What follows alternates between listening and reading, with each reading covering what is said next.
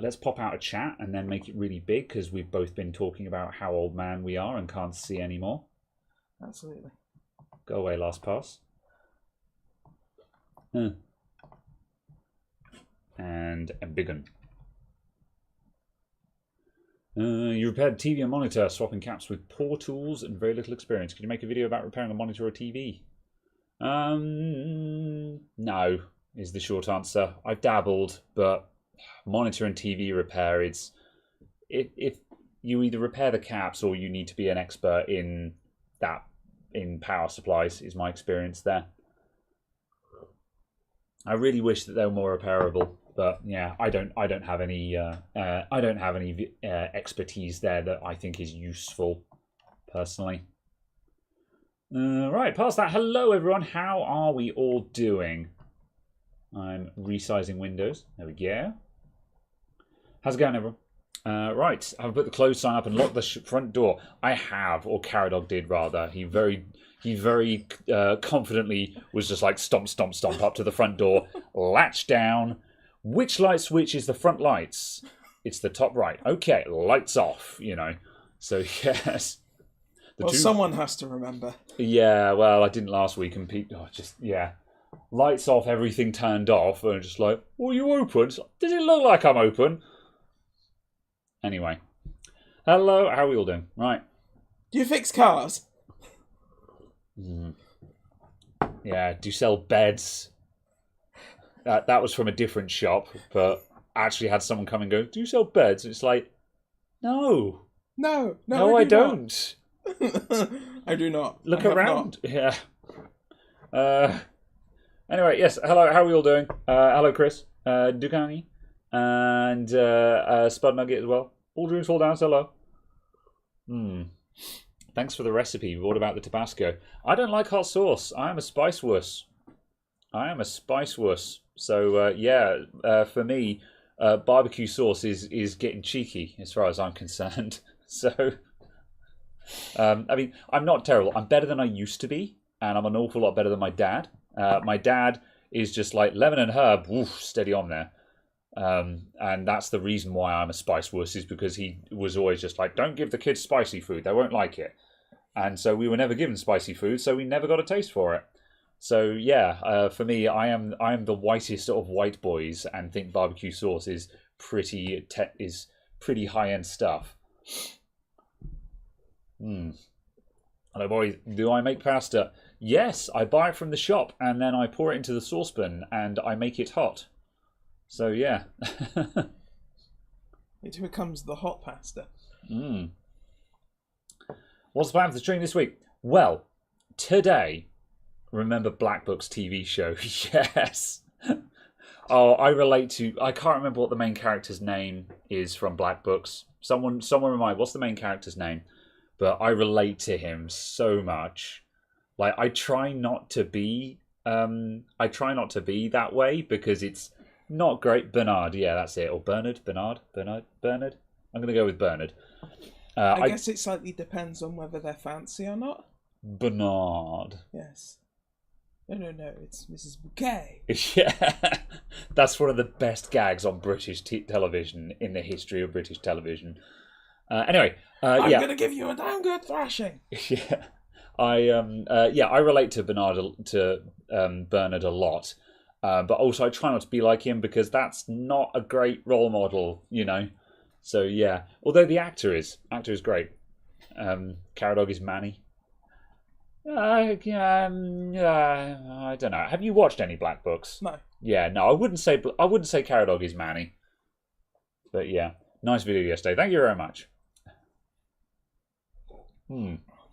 Right, today I will be surprised. Well, no, I'm half expecting that video to do strangely well. What, the April Fool's video? To be slightly above the curve. It's not. It's 10 out of 10 on performance. As in 10 being the lowest and first being most popular out of the last 10 released. You know, to all accounts, it's bombing. Although, actually, what are the numbers doing on it at the moment? Let me have a quick look. I'll get my laptop for this because otherwise I've got to switch user accounts on while we're streaming from the second channel, which is a terrible idea. I was going to say that sounds dangerous. Oh yeah, or we could just YouTube Studio on mobile. Studio on Oh, mobile's yeah. terrible Oh, though. Oh dear. Oh, have you just looked at it? Yeah, it's Although not. your impressions click-through rate is the highest you've ever had. That's clickbait, baby. That's almost the worst part of it. Is it just demonstrates how effective clickbait is. I clickbaited it, and everyone clicked on it, and it's just like, oh, that makes me sad. But yeah, Your typical view duration is 1/3 of normal. Yeah. Oh wow, yeah. The average duration is terrible. Yeah. The views aren't terrible. It's 9,000 views. The average is 10 to 14,000. So it's that's low, but it's not bombing. It's not like no one bothered to watch this. But yeah, I just love the that there's a subscriber graph in there, and I just always love the way that it infers that 3 people unsubscribed specifically because of this video. Yes, there was a comment in the comments for the April Fool's video saying, "Where's the effect of salt? Can't believe you did this. Unsubscribed." And I'm just like, it's April 1st, dude. What did you think was going to happen? You clicked on clickbait on April the 1st and you got a cooking show. If this is the worst thing that happens to you today, I think you'll be all right. Yeah. I thought that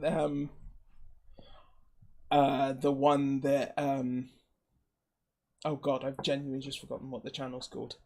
But yeah, they did one, and I got about 5 minutes into the video before I worked out that they were doing it as an April Fool's video because they had done it so very dry and just had done their usual video but different, but just slightly tweaked. And I was just like, oh.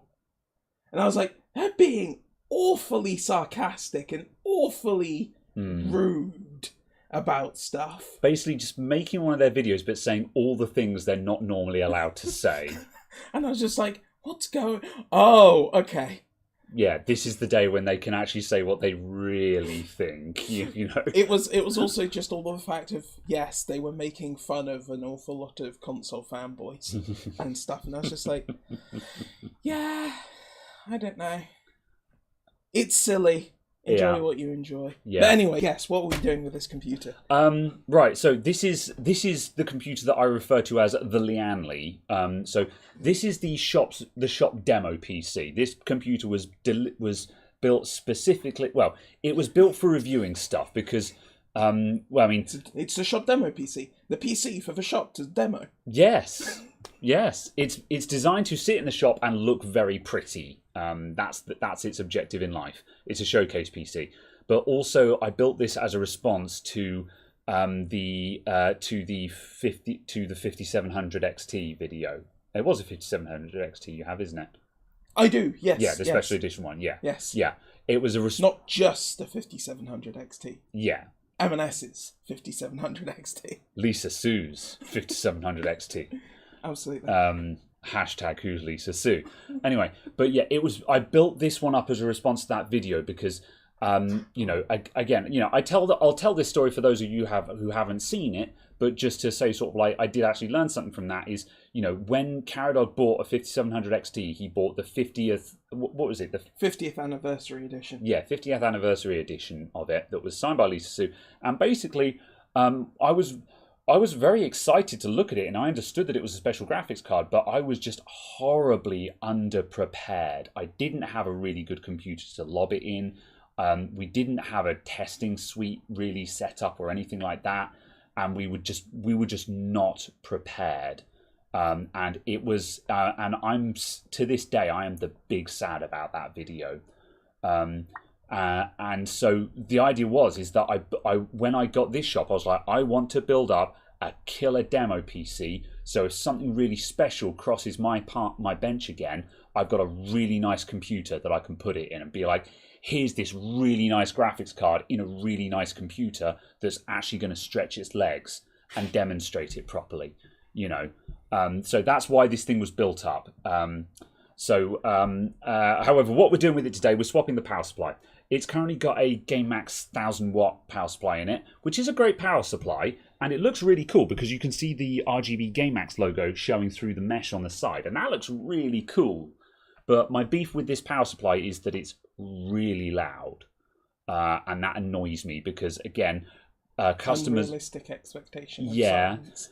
But also, customers come in and they say sort of, oh, they're ever so quiet, these computers, and I'm just like, not really. They could be even quieter, and I want to be able to make it dead quiet, just so I can be like, yeah, I tuned this one. This one is quiet, and it's quiet with a 5800X in it, which is a notoriously difficult to cool CPU, So yeah.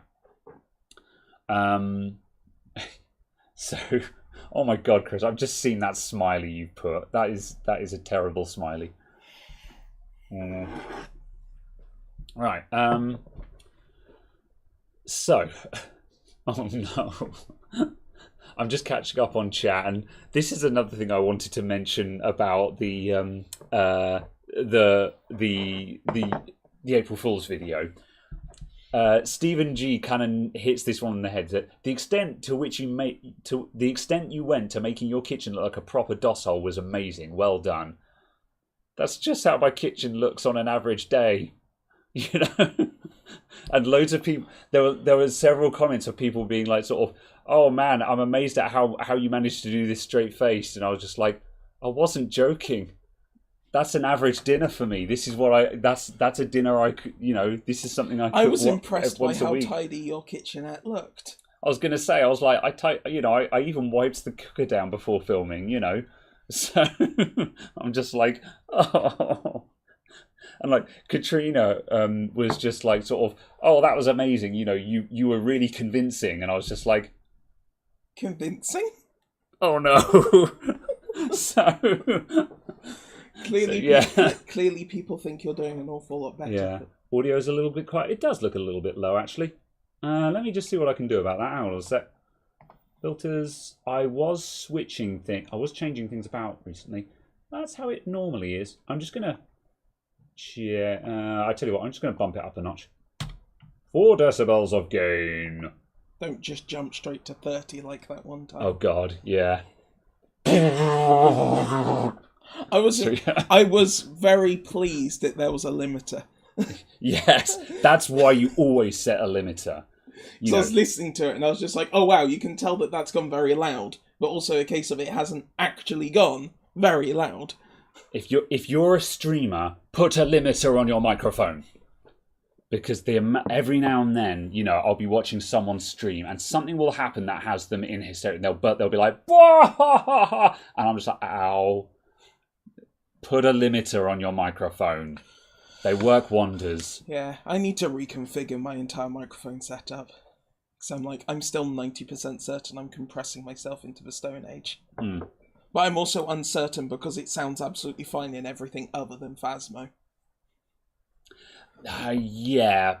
Phasmo is I don't know if Phasmo is bypassing a lot of perhaps I don't know how much processing Windows does on the audio before handing it off to an application. There shouldn't be a difference because all of my processing is done out of device. Oh, it's all done in my audio interface. That makes sense, yeah. So none of that should matter, but also the case of who knows. Mm.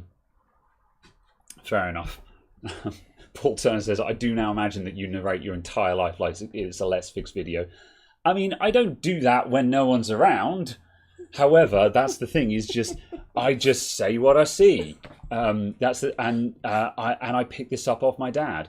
Because this is how my dad brought me up. When my dad taught me how to change the oil on a car, he was like, so now you want to do this, and if you get this at that, and it will do that, and stuff like that. And that's where I learned to do this, So, yeah. I was impressed by how well your style copied over to a completely different genre of educational material. I think in a way, every now and then I get a bit of the old imposter syndrome where I'm just like, there's lots of other YouTube channels and YouTubers who have Let's Fix Dinner. Sorry. Yeah, who have smaller audiences than me, but are much better at what they do than I am, kind of thing. But on the flip side, the way I deal with that is to be like, no, I am good at explaining things, and I do have a pleasant demeanour. For them, obviously there's always going to be some people who find me annoying, but that's how it goes. But yeah, every now and then I fall apart, and I need you. But yeah. Also, Ben Laird, hello from Scotland. Thank you very much for the £5. How you doing today, man? You enjoyed the video, apart from the disgusting pan oiling part. Well, it's just a little spritz. That's it. I mean, what else do you do? Do you just pour in some olive oil or something? I don't know. You're not supposed to heat olive oil. It gives you nasty carcinogens. But it's a spray thing. You're supposed to put it in a frying pan. That's what it's for. Not olive oil. Sunflower oil. Yeah. Is okay. Yeah. Apparently. Fair enough. From my limited understanding of decomposing oils. Fair enough. I'll have to change the brand. I don't buy it, and the last couple of times we've run out. I don't buy it. My man does. I'll have to tell my partner we're not supposed to use olive oil. The internet told us not to, so now we have to buy a different brand. So yeah, there were a couple of there were several tips in the comments that I was shaking my head over, just like, sure, but then there were a couple of tips in there that I was like, that's actually a good tip. Like someone said about, like with the reheating part, I was like, stick it on the back of the cooker until it goes cold, then put it in the fridge. Because it doesn't seem to make sense for me to put something that has just come off the cooker into the fridge. And someone said, no, it's while it's cooling down that all the bacteria gets in. You're better off putting it straight in the fridge. And I was like, oh, okay, that makes sense. This is the point I tried to make to my mother a lot, because just the amount of food that will be left uncovered in the kitchen because it's cooling off. And I'm like, no, you've got to cover it up. Yeah, that goes without saying. Mother. Yeah. Mother. Yeah. If nothing else, you are the one of us who can actually cook well. Yeah. If nothing else, please, you have to cover it up just to keep. Otherwise, it dry out. That's how physics works. So yeah, but yes. Third Adamant IT channel, or just Adamant channel. Hello, Paul Daniels. How you doing, dude? But yeah, no way. Never put warm food in the fridge. See who's right now. A man on the internet told me to put it straight into the fridge. Now another man is saying, no, don't do that. Indeed. Who knows? Should I use a clip to dump BIOSes or not? Don't answer that question. It depends. I'm not going to do it. To me, it entirely depends on what Einwild Stalamp says. If he says don't clip, then I won't clip. Yeah, that's true, actually. If Arnold says don't clip, I won't clip. Yeah. There are degrees of understanding that they have that I do not even know exist, of levels of understanding. Given how much variety there is in the YouTube comments and people who will just spout stuff that is just demonstrably incorrect, it's very difficult to know who to believe. However, Einwild Stalamp and Arnold, or Lead Farmer, they know what they're doing. And when they say this is not a good way of doing it, I'm just like, honestly, I'm going to believe them. Because they're in the Discord actually solving problems. They're not just in the YouTube comments. So, yeah. But, it depends on the reasons the suggestions are based on. That's true. I'm much more likely to take someone's advice when they actually give...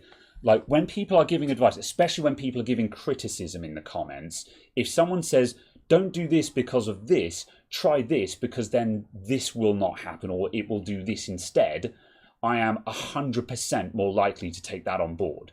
Whereas when someone says, don't do that, it's not a good way of doing it, I'm just like, but why? And I'm almost certainly not going to take it on board. But yes. Oh no, Spud. Demonstrably, whatever. Food needs to be cryogenically frozen. What did Spud say? Where is he? There he is. Look. Flashbacks to my first encounter with the card. Yeah. See, that's almost something I want to see, is just, a live stream of Spud being very angry at heat gunning things. So what we're doing today is we're going to fix this graphics card. So, Okay, let's not do that bit. Just because I do actually like Spud Nugget and I don't want him to leave. So, don't go, Spud. It was a joke. So, anyway, demon. Right, okay. Let's actually start doing something. So ah, uh, oh no, Meilu. Melu. Thank you. I saw that name again. I was like, no. Hi, David. Thanks for the $20. Good morning. Did you miss much? No, because we've been prattling on as always. How you doing, my dude? Spray some olive oil on it.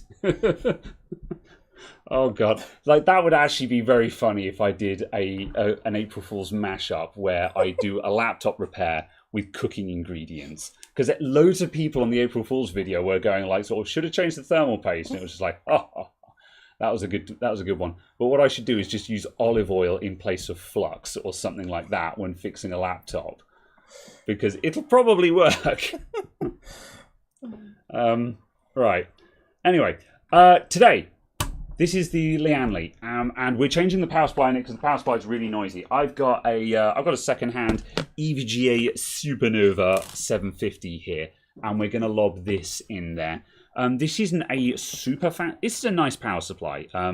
It's not incredible. It's also an 80 plus gold, which is, and for a 750, you kind of want to be getting into the realms of platinums by then.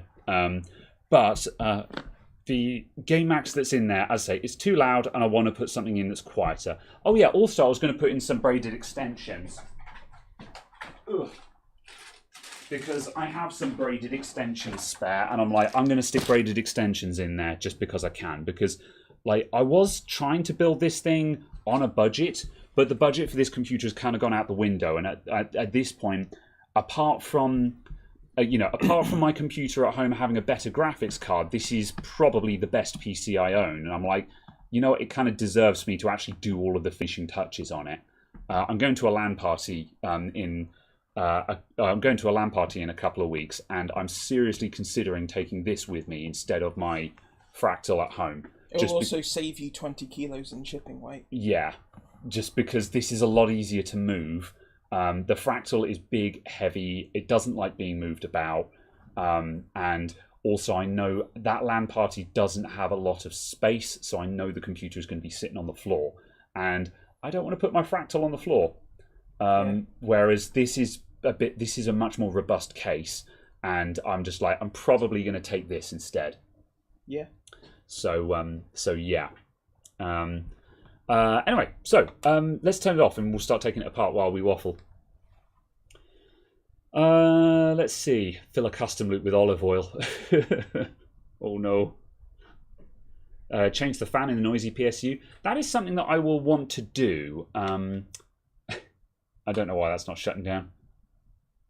It should be sitting on the login screen. Oh well. I might actually do that at some point. This is an RGB power supply, but it's got the RGB logo and it's got the RGB fan. But the problem with the RGB fan on it is you don't really see it. So I'm kind of in the mindset of, yeah, you could probably change the fan out in this, lose the RGB fan, and still get the RGB logo, and it will still be cool. So I might do that. Not something I'm going to do today, but that's something I'm very seriously considering. You'll just have to make sure if you did replace the fan in it and it was an RGB fan, you'd have to make sure it was matching the other fans you had. So Maybe. it fitted into the ecosystem. Well, yeah, the other thing as well is that the Game Max logo on this is oriented as such that it has to be mounted fan pointing down, which again means you can't see the fan. Oh, I see. So that's the other reason why. Unless you've got an inverted case layout. Yeah, so that, because like normally, I mean, everyone knows me. I like doing fan side up on a power supply, but the fan is pointing down on this one specifically because otherwise the Game Max logo would be upside down. So it's kind of a case of there's no point in putting an RGB fan in it because it's always going to be fan pointing down. Wouldn't also the illuminated Game Max logo be on this side? Yes, that as well. Yeah, it literally wouldn't be visible. Yeah. So that's the thing. It's one of the short-sighted parts of this power supply, and just any power supply that's got an RGB fan in general. The only other thing that I've done is I've got some Corsair RGB power supplies in at the moment, and those work out quite nicely because you can put them fan side up, and they've got a standard digital RGB header on the back of them, so you can plumb it into the rest of your RGB system, which is great. So But yeah, how's that? Let me get my Please. tactical. I was going to say, please locate the tactical foam. There we go. You slot it in there. So yeah, that's what we're doing. Let's start taking this apart. Put it in here next to the broken glass. Yeah. Before we take this apart, also just want to point out, just because it got mentioned recently, but this case also has the EK 360 Elite AIO in it, which has the big octopus RGB controller. So just to behold the RGB controller, because I'm actually quite proud of the cable tidying on that. Behold all of the wires ever. So just to make sure that you can all see that properly, that is RGB fan, RGB fan, RGB fan, control input, RGB fan, RGB fan, RGB fan, RGB fan, fan control input, power. So yeah, all of the wires. These things are a nightmare to put in, but it looks really cool. So yeah, right. Whoop. No labels on the wires. No, labels are for pansies. You don't need labels. You just plug stuff in and see what lights up, basically. So. Oh, and I've dropped the first screw that I've taken out. Awesome. It's there. I cannot quite. Yeah, I got it. There we go. Okay, right. So, yeah. So we're going to start taking this apart and get these things out. Spaghetti. It's spaghetti behind the covers. I can tell you that much. But that's what these covers are for. They hide the spaghetti. They hide the sins. Indeed. This case is. Again, I didn't like this case when I was buying it. I bought this case because everyone was just like, get a Liani Lancool too. I was like, fine, I'll buy a Lancool too. But I really like this case, man. It's got double-sided glass, but because it's got the covers on it, you can actually make it look good. It's very impressive. The PC is slightly out of focus. Yeah, we're focused on us rather than the PC.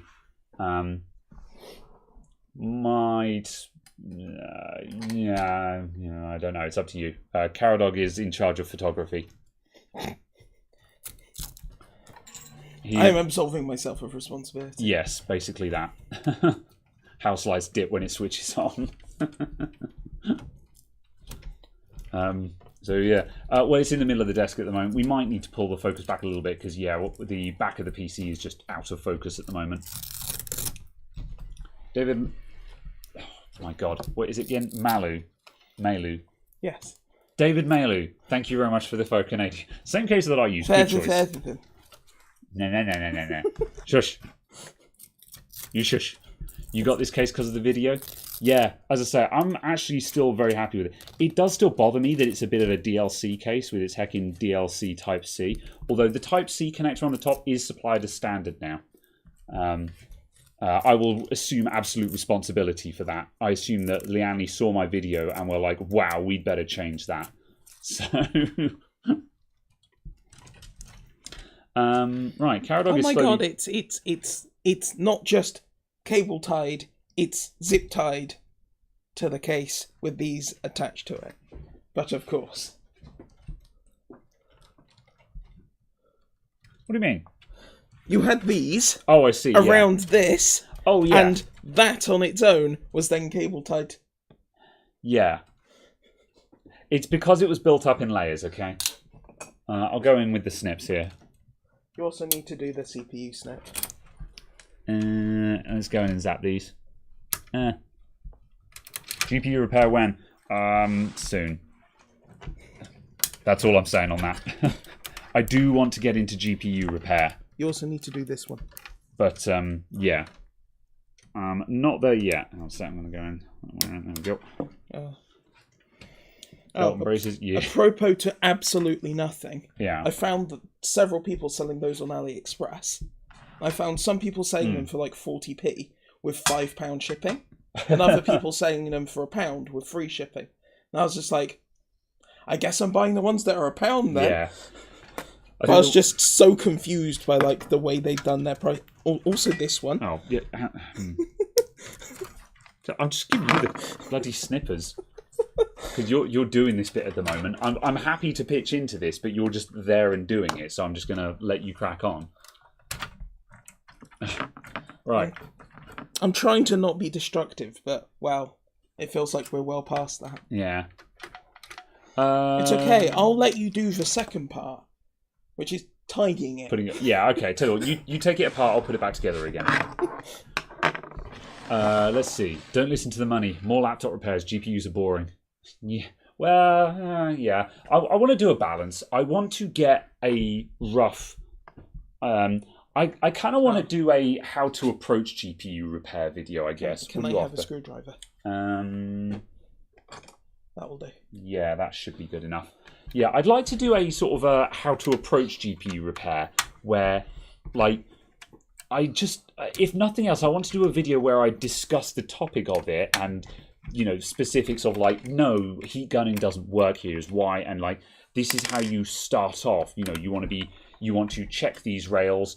These are some signs that you want to look out for that let you know whether this is worth pursuing or whether you've got a lemon and stuff like that, where it's not necessarily going to be a fix, but it just covers a top-down view of the topic, just to sort of give people a taste of what's actually involved and stuff like that.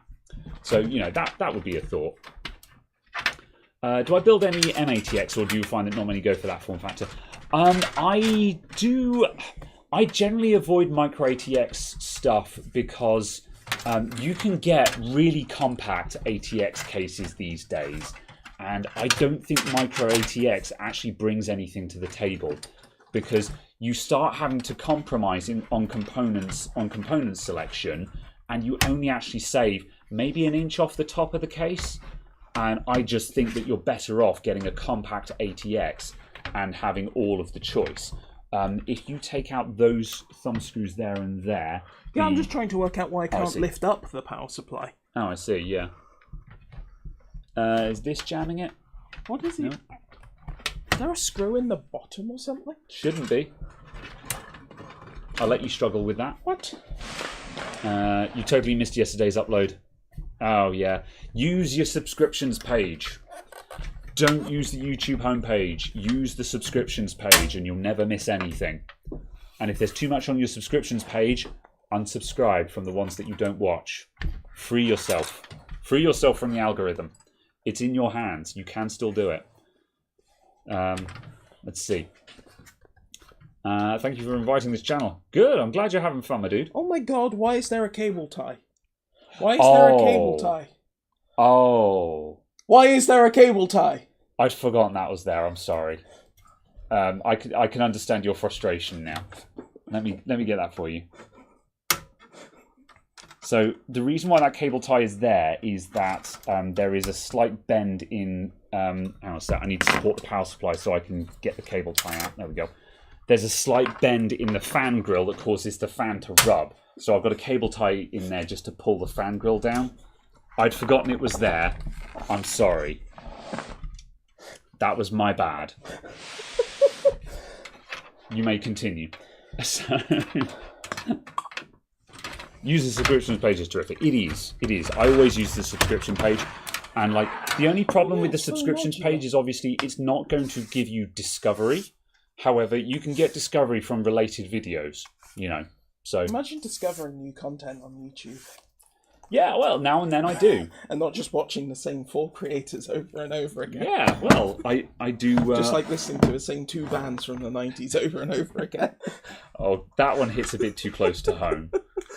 It's just like, yeah, I could go and discover new bands, or I could listen to the same CDs I've been listening to for the past 2 decades.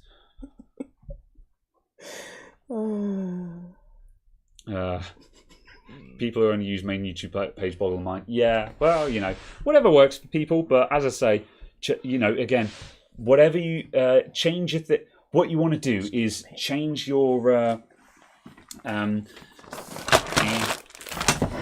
change your bookmark to be the subscriptions page, and then search your browser history for youtube.com and delete youtube.com from your browser history. So when you start typing in YouTube into the address bar, it auto-completes to /subscriptions. Or the other thing you can do if you're using Chrome is if you type in and it comes up with youtube.com, Yeah. not subscription split, just click the cross on the far right. Oh, cool. Yeah, that also works. Because that's the thing, like for a while, that was a problem because, if you don't use bookmarks, you just type in where you want to go, then obviously it's going to keep auto-correcting to the homepage. But if you delete the homepage from your history, it won't do that. It'll go to subscriptions because that's what you've got a bookmark for. This is kind of compact. Yeah, for a 750, that's pretty good, actually. That's super compact. Yeah. Oh, so what's Is this actually ATX size, and this is not actually ATX size? Yeah, I mean, this one, that's about 165mm long, I think, which is not massive, but it's enough that you need to check if you're in a compact case. This boy, though, I think that's legitimately 150mm.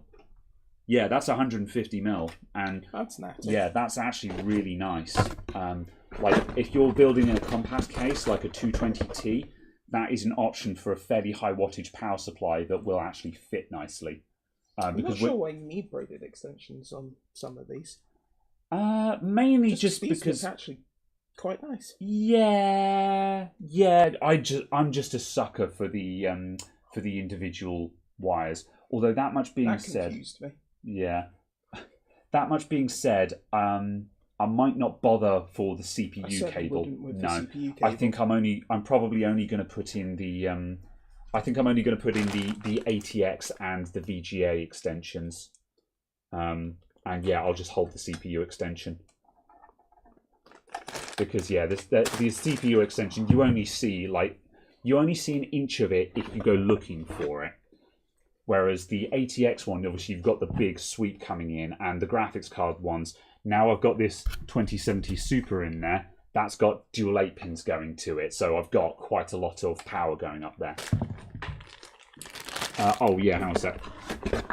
What do we need? Let's take everything out of this box and move the box because it's blocking the mic. Why is it Molex to floppy? Is it assuming that... An awful connector to an even more awful connector. That's another CPU. We don't need another CPU. Although the peak awfulness for the floppy drive power connector is the one time someone brought in a build. They'd just done a brand new computer, turned it on, it hadn't worked. They brought it in for me to diagnose. Oh no. They had a Molex power cable plugged into a 4-pin fan header on the motherboard. That kills the motherboard, people. Don't do that. So, yeah, rip that motherboard. Have I still got the 90-degree adapters? I have got them, yeah. They're kind of niche usage, though. And as I say, like on a build like this, I think braided extensions work better. The 90-degree connectors are good if you're working in a very compact area and you can't get them in. You only need 2 SATA, don't you? For that and this. I think so, yeah. So we could probably do it on a single SATA chain. So do you want just a single chain in there? Yeah, although we'll have another chain bundled up in there just so if I need, like, if I need to plug in a hard drive, there's actually a power cable there to plug in a hard drive. Cool. Because yeah, that's something that I always advise doing. Is even if you don't have any SATA hard drives in your computer, leave a power cable there. Just because you might be like, I need to plug this hard drive into something. And you'll open your computer and you'll be like, there's no SATA power. Now I've got to find all my spare cables. And so why yeah. do manufacturers do this? I don't know. Does anyone know the answer to this? Here's the thing. Hang on a sec. Bench cam. This is the ATX connector as it plugs into the power supply. Notice that we've got a 10 pin and a, what's that? That's 4, 7, 14 and a 10 pin. Yeah, why the split like that instead of just doing a 20 plus 4 or something like that? Anyone know the answer to that? Or just doing it as a single 24-pin connector. Yeah, or just into the power supply. Yeah, maybe it's just to do with the power distribution. Maybe that's got all the 12s on it or something like that. Yeah, maybe. That would make sense if that's got all the 12s on it. So yeah, you run into that with Corsair and it confuses you highly. Yeah, big same. SATA. Okay, SATA. We're going to put you in the SATA connector, mate. It'll be great. It sounds like you're one of those 90s TV presenters who's being cool. Is the graphics card sagging? It is a bit. This does have a bit of graphics card sag in it. Oh, that's where's the? Oh, sec. That RGB. I'm going to pull that out for a sec while we work on that. Right. Yeah, the GPU does have some sag on it. I want to do something about that, but I haven't made up my mind what solution I'm going to go for yet. I'm sure that somewhere in this shop I've got a really nice little GPU stand, like a really nice adjustable one. I think there might even be one in the spares for this case that actually screws to the bottom and just has a nice little adjustable stand to prop up the bottom. So I want to go looking for that. I do also have an actual bracket for this, like the big long MSI bracket that goes along the bottom, but I'm not really a fan of those. I don't like them. So I'd like to not have to use that if I can avoid it. I'm sure I've got a stand somewhere that will do it. So I need to go looking for that.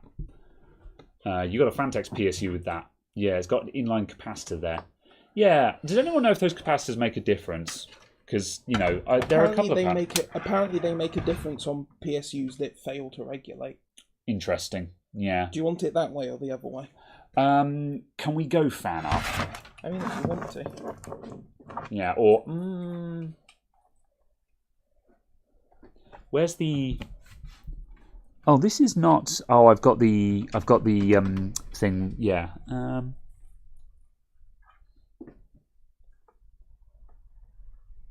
Let me think. Yeah, let's go fan up because I prefer fan up. I still say fan up. One less thing to deal with.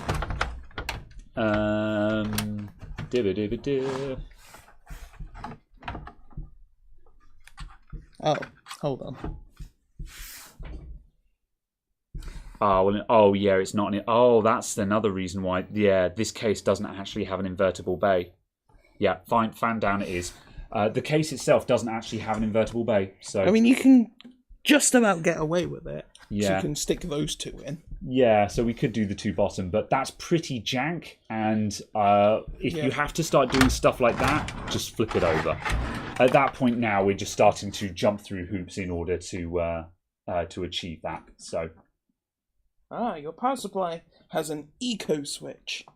It does. The eco switch enables or disables start-stop mode on the fan. What's that got to do with eco?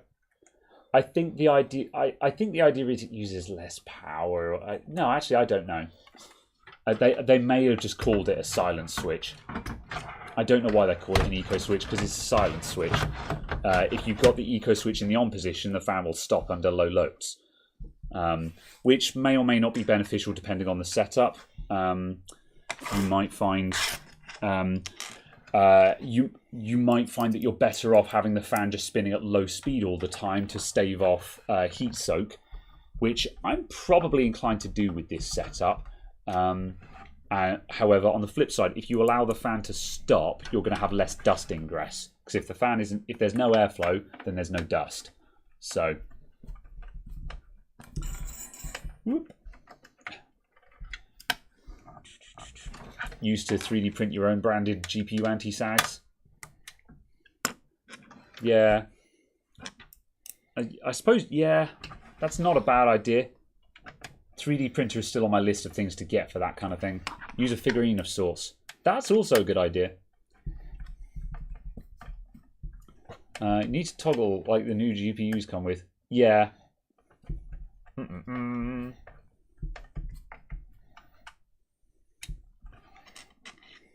Reading down. You've never seen a case like that with only 4 holes?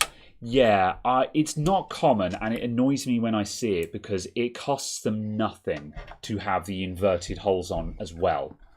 And I don't understand why some cases are just like, no, you may only mount it this ways. Especially because, this case has got a very large gap between the top of the power supply and the top of the power supply enclosure. There's also vents. Yeah, it is vented. It's just like this is a case that is perfect for a fan up configuration. But they might have done that because these vents are removable and you can put fans in there. So they might have done that to make sure that someone doesn't put a intake fan into the main enclosure, that is then depriving a fan side up power supply of air. So that might be their train of thought there, but it's just like, well, just stick a note in the instruction manual saying don't put your power supply with the fan side up if you've got the extra fans in there. It's just like, this is a custom build case. People who build these are expected to know what they're doing. Yeah. And if you make a mistake, well, it's just like, well, that's because you didn't read the manual. And you should probably read the manual if you don't know how to assemble something. So. Indeed. Right. Are we swapping places? Because it looks... that is Ian. Martin Man says, let's put an eco mode on it. Yeah, that's true. Your fan only starts when it's drawing 600 watts. Yeah, what were we talking... 600 watt fan? What were we talking about the other last week when you said, oh, you should get like an 1800 watt AX power supply? Yeah, just you can simply do because 800, so you can do like 750 watts. Passive. Yeah. Passive. Actual like, silence. Yeah, I was just like, that's horrifying, but you're not wrong, However, no. Let's see, get the Dremel out. No. You've got a little G.I. Joe holding yours up. That's not bad. It would be cool to have a character that's just in that position or something like that. Or like what you need is you need Atlas without the globe. Yeah. Or you need a Goku summoning a spirit bomb, except the graphics card is the spirit bomb kind of thing. That'd be cool. Let's see. Right. Okay. I'm going to get some cider because I'm in that state at the moment where I'm just like, I really fancy a cider. Okay. And then I shall start wiring this up. Very well. What of that do you think? suggest the melon. Yes, I will quite happily share a melon with you. I was going to get those because, man, that's a good cider. It is. It's really good. I saw the melon for sale in Aldi or something when I was in there. I was just like, Have Aldi got them, have they? Yeah. Like the Shaftesbury Aldi? I don't know. I was in Upton Aldi. Interesting. But I saw them and I was just like, oh good, they're available for sale somewhere. I will have to consider that. It was also the same place I saw the 750ml bottle of Brothers. No, of Westons. Yeah. I was just like, oh yes, this is a good evening-sized bottle. Right, are you going to try and open these or shall I? Oh dear. Which implement of Oh, we do actually have... Oh, there is actually a selection here. I didn't realise this. I thought they were all the same. Is that one called trout? Brown yeah, that trout? one's a brown trout. That one's a dragonfly. That one's a dry. This is a medium dry. Let me get the other one, because there were three. I've got a golden, amber-coloured, refreshing farmhouse cider. Cold fermented, lightly sparkling, with a crisp finish. Our cider is made from locally... whatever. Fine. A copper-hued, refreshing cider. Lightly sparkling, with a long, medium-dry finish. I'm pleased this has a long, medium-dry finish, whereas this has an indeterminate length finish. And then there's option number 3. Chalk Stream. A golden, amber-coloured, refreshing Farm, not fart. Chalk Stream and Dragonfly have exactly the same description. Oh, do they? Golden amber-coloured refreshing farmhouse cider cold fermented. A golden amber-coloured refreshing farmhouse cider cold fermented. A lightly sparkling with a crisp finish. Lightly sparkling with a crisp finish. I feel slightly robbed. Are they just the same one with a different name? Meon Valley, how could you do this? You lied. I think this one is slightly darker. Yeah. But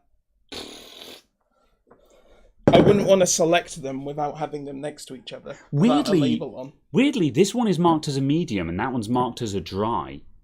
Yeah. And considering they're so similar, like, that's not a medium dry, that's a medium. So that's like 2 steps above that one. Because you generally see, like, as that one is literally labelled a medium dry. Yeah. You go sweet, medium dry, dry. Yeah. So despite having exactly the same description on them, those are 2 steps apart. Apparently. So clearly we should have those two and we should then cross the flows. Fair enough. I'm willing to do that. You know, we're sharing the same airspace at the moment. But yeah. Is medium dry equivalent to mildly moist? I mean, you're not wrong, because it does beg the question, how can a drink be dry?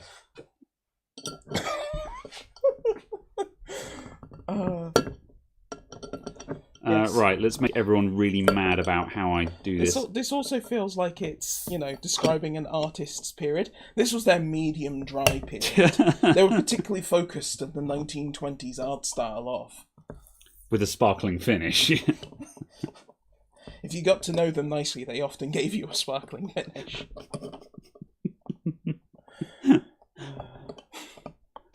I think we're going a bit... Off-piste? Yeah. Right, there's one. Fabulous. Your preference is for dry, isn't it? Medium dry is my favourite. But on the flip side, to be honest, I think I've tried all of these before, and I like all of them.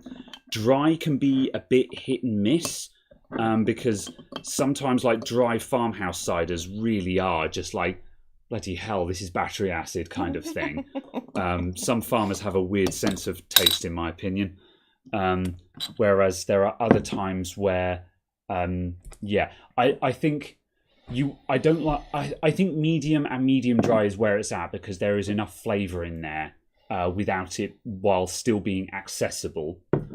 Whereas farmhouse ciders are a bit meh, and sweet ciders are generally so sweet that it just nukes the flavour of it anyway, unless it's a fruity cider, in which case you're basically drinking a flavoured cider at that point, so the flavour is basically irrelevant. So yeah, like if you're drinking craft cider, like I don't know if craft cider is a legitimate term in the same way that craft beer is, but if you're drinking more fancy cider than the stuff it fell out exactly. Out of the lorry. If you're drinking proper cider that's supposed to be decent and it's served in a glass bottle kind of thing, so it actually makes a difference, then yeah. That one smells more like the fancy ciders you get at a cider festival. I see what you mean, yeah. It smells like that type of cider. We'll carry on working on the PC in a minute. Sorry if no... For the people who don't care about cider, sorry. Yeah, this one does... That one does smell a bit sweeter. But, yeah. Which is understandable because it says medium. Well, yes. But at the same time, they're so otherwise indistinguishable.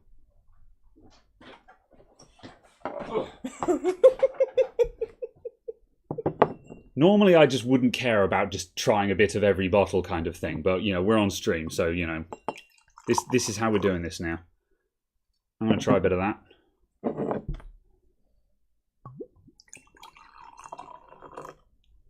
Man, that's really nice though. There's the dryness on the back though. It's very, very bright when it first hits your tongue, and then you get the dryness when you swallow. And for everyone Brightness? Bright, yeah. It's bright and sparkly. That was not a word I was expecting you to come out with for describing a taste. Yeah, you can have a bright taste. And for everyone who's saying mix them, you are beneath my mention. It looks like olive oil. No, it's not thick enough for that.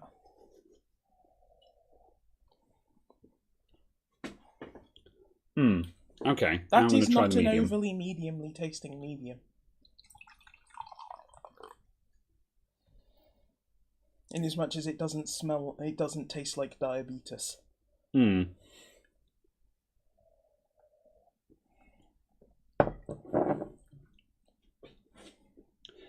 Yeah, the medium is definitely sweeter. That's really interesting, actually, because it is the same flavour, just that one's a medium and that one's a dry. Which is actually really, really interesting, because that's why the description is the same, because it's the same flavour. And that's actually kind of interesting, because if you like the flavour but you don't like the dryness, then you can get the medium one, which is actually a really good way to make a drink. Because, yeah, I actually think that's quite interesting, if you're interested in drinks anyway. So yeah.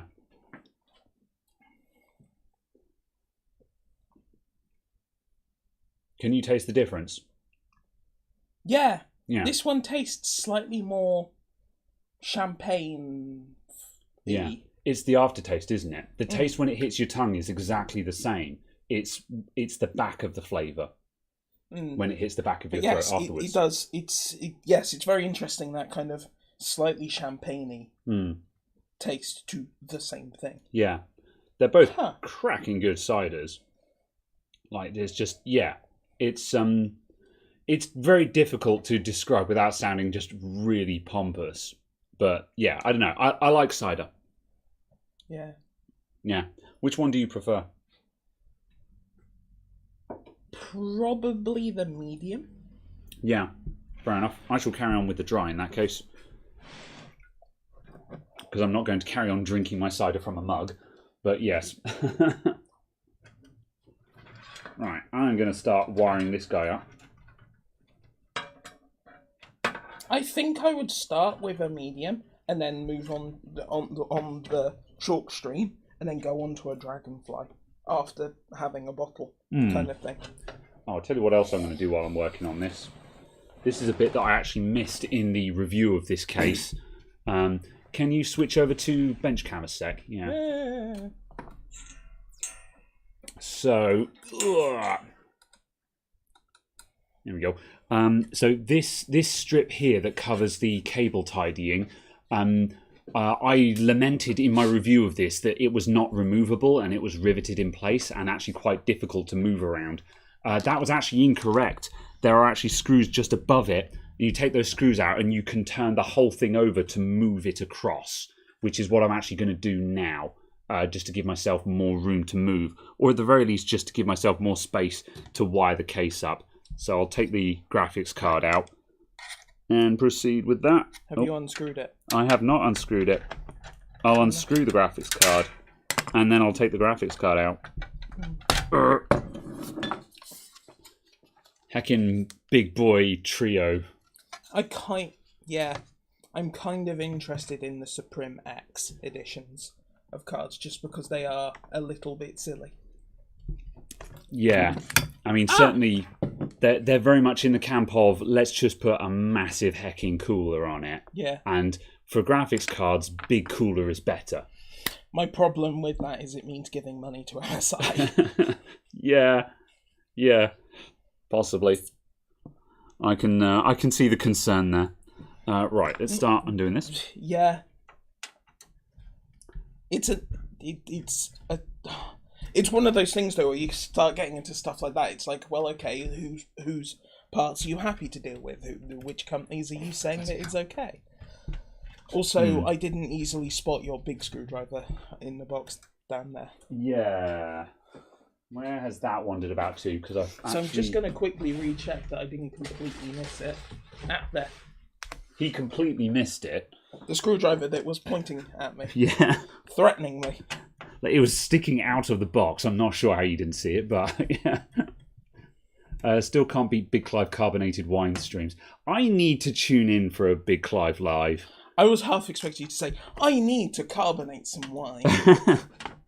I don't like champagne and fizzy wine, prosecco, that kind of thing. It's not my cup of tea. But then I don't like white wine, which is probably why. So yeah. I'm gonna bake your noodle here. Okay. You can make red wine taste like white wine by making red wine cold. And you can make white wine taste like red wine by making white wine warm. Is that how that works? Basically. They are basically indistinguishable. Huh. Okay. What happened to the gutters? Did I put them away? I think I put them away. No. Interesting. Yeah. I'll consider that. I might. I've got a bottle of white wine in the kitchen, and I might consider cracking that open and putting that to the test because, yeah, I don't want to say I don't believe you. I just have doubts. Also. Oh, okay, that's fine. Sorry. For a minute, I was like, but it's got tabs on the bottom. Someone lied to me. But it's also got holes down the bottom, so it just screws from the bottom instead of the top. That now goes in upside down and gives me more room to get the wires out.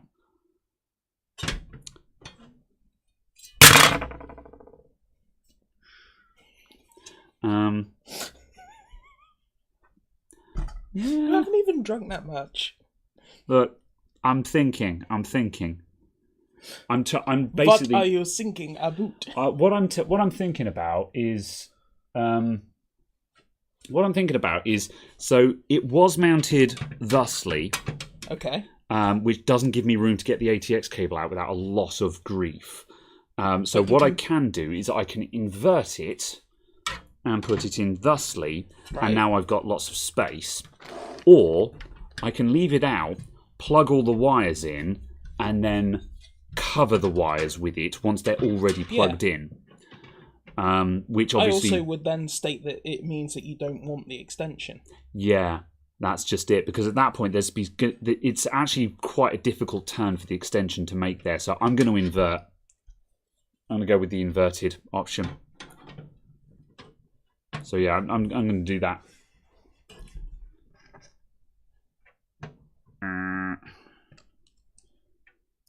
Oh, I see. I half expect it to have big thumb screws on it. No, everything else on this case has got big thumb screws on it, but I think they only put those in places where it's something that you're expected to change routinely. Like this is something that you'd probably change once in the ownership of the case. I feel like you'd set that up when you are first building in the case and then leave it alone. Yeah. So yeah. Bam. Right. The fumes have got me wasted already. You shush. Oft. You shush. You make... Oh no. Daniel Boo says you can make your tea fizzy with a soda stream. I'm curious. Fizzy coffee? I don't know, man. Like, if you've got... Can you make coffee with carbonated water? What happens if you boil carbonated water? I imagine it becomes substantially less carbonated. I mean, you can't put coffee into a soda stream. It'll gum up the system. Although, actually, I don't know if... Have modern soda... Do you know anything about modern soda streams? I don't know anything about not modern soda streams. Okay. I'll have to ask my sister, because my sister has a soda stream. A modern one, that is. Because in the old days, for soda stream, you used to make the carbonated water and then add the flavouring to it. However, I don't know if the modern ones, you can take your flavoured water and then carbonate it in a soda stream. Based off of the fact that Big Clive was more than capable of carbonating Baileys in his one. Now I definitely have to watch some of his streams. Carbonated Baileys? Carbonated Baileys. He did a whole series of them. Live on the sparkling side of life. I know. Jerry says Clive did a whole series of carbonated drinks. Don't do Baileys. That sounds like a warning. I mean, that sounds like an invitation to do it in someone else's. Oh no. Oh no. Very well. Don't do it in your own. Do it in someone else's. Did it approximately wreck his machine? Hot water can't contain as much CO2 as cold water. Man, what's it good for then? Yeah. Bailey's is clotted cream. Not really. But I imagine you would effectively turn it into that by frothing it. Right. How unnecessary. What, the How length? unnecessary, yeah. Yeah. I do wish braided I don't know why they make them this. I wish that someone would make braided extensions that are literally like half the length of these. Like 10 centimetres. That's all you need, because you only ever see the last bit. I guess the graphics card ones, you could make them, 30 centimetres. Yeah, they're about the right length, to be honest, just so they can actually go whoosh into the bottom of the case. But the ATX ones, it don't need to be that long, man. This is what ruined when I was building in the torrent, I wanted to do a really, really good cable tidy job at the back, because back glass.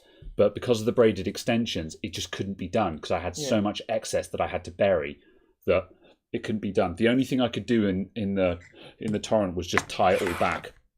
So yeah, I was a bit sad about that. Right.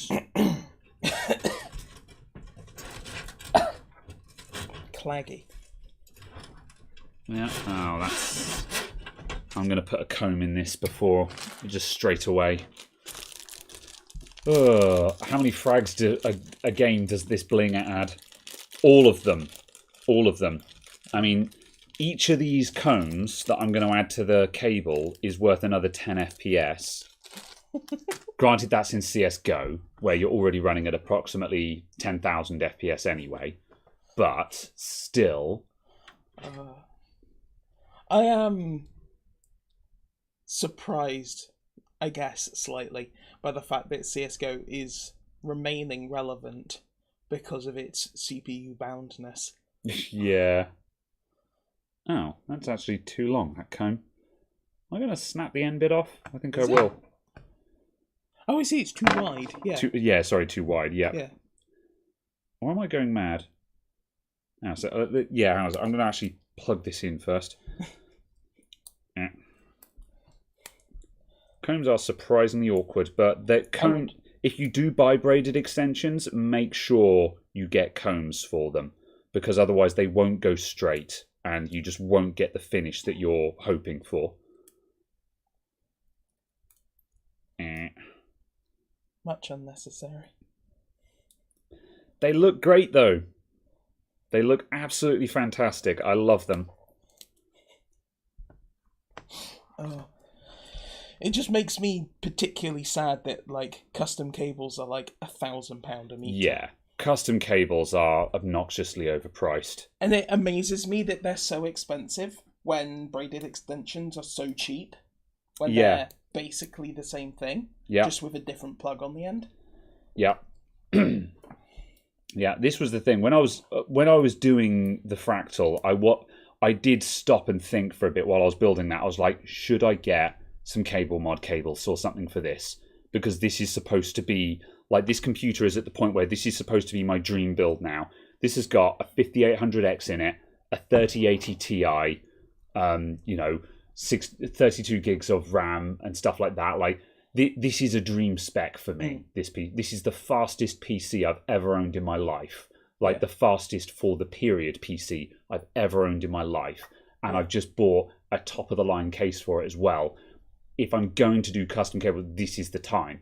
But I looked at the prices and I'm just like, I can't. Yeah. I'm not paying £100. I'm not paying $100+ just for custom cables. No. When I could just buy a braided extension kit for 20 quid. Yeah.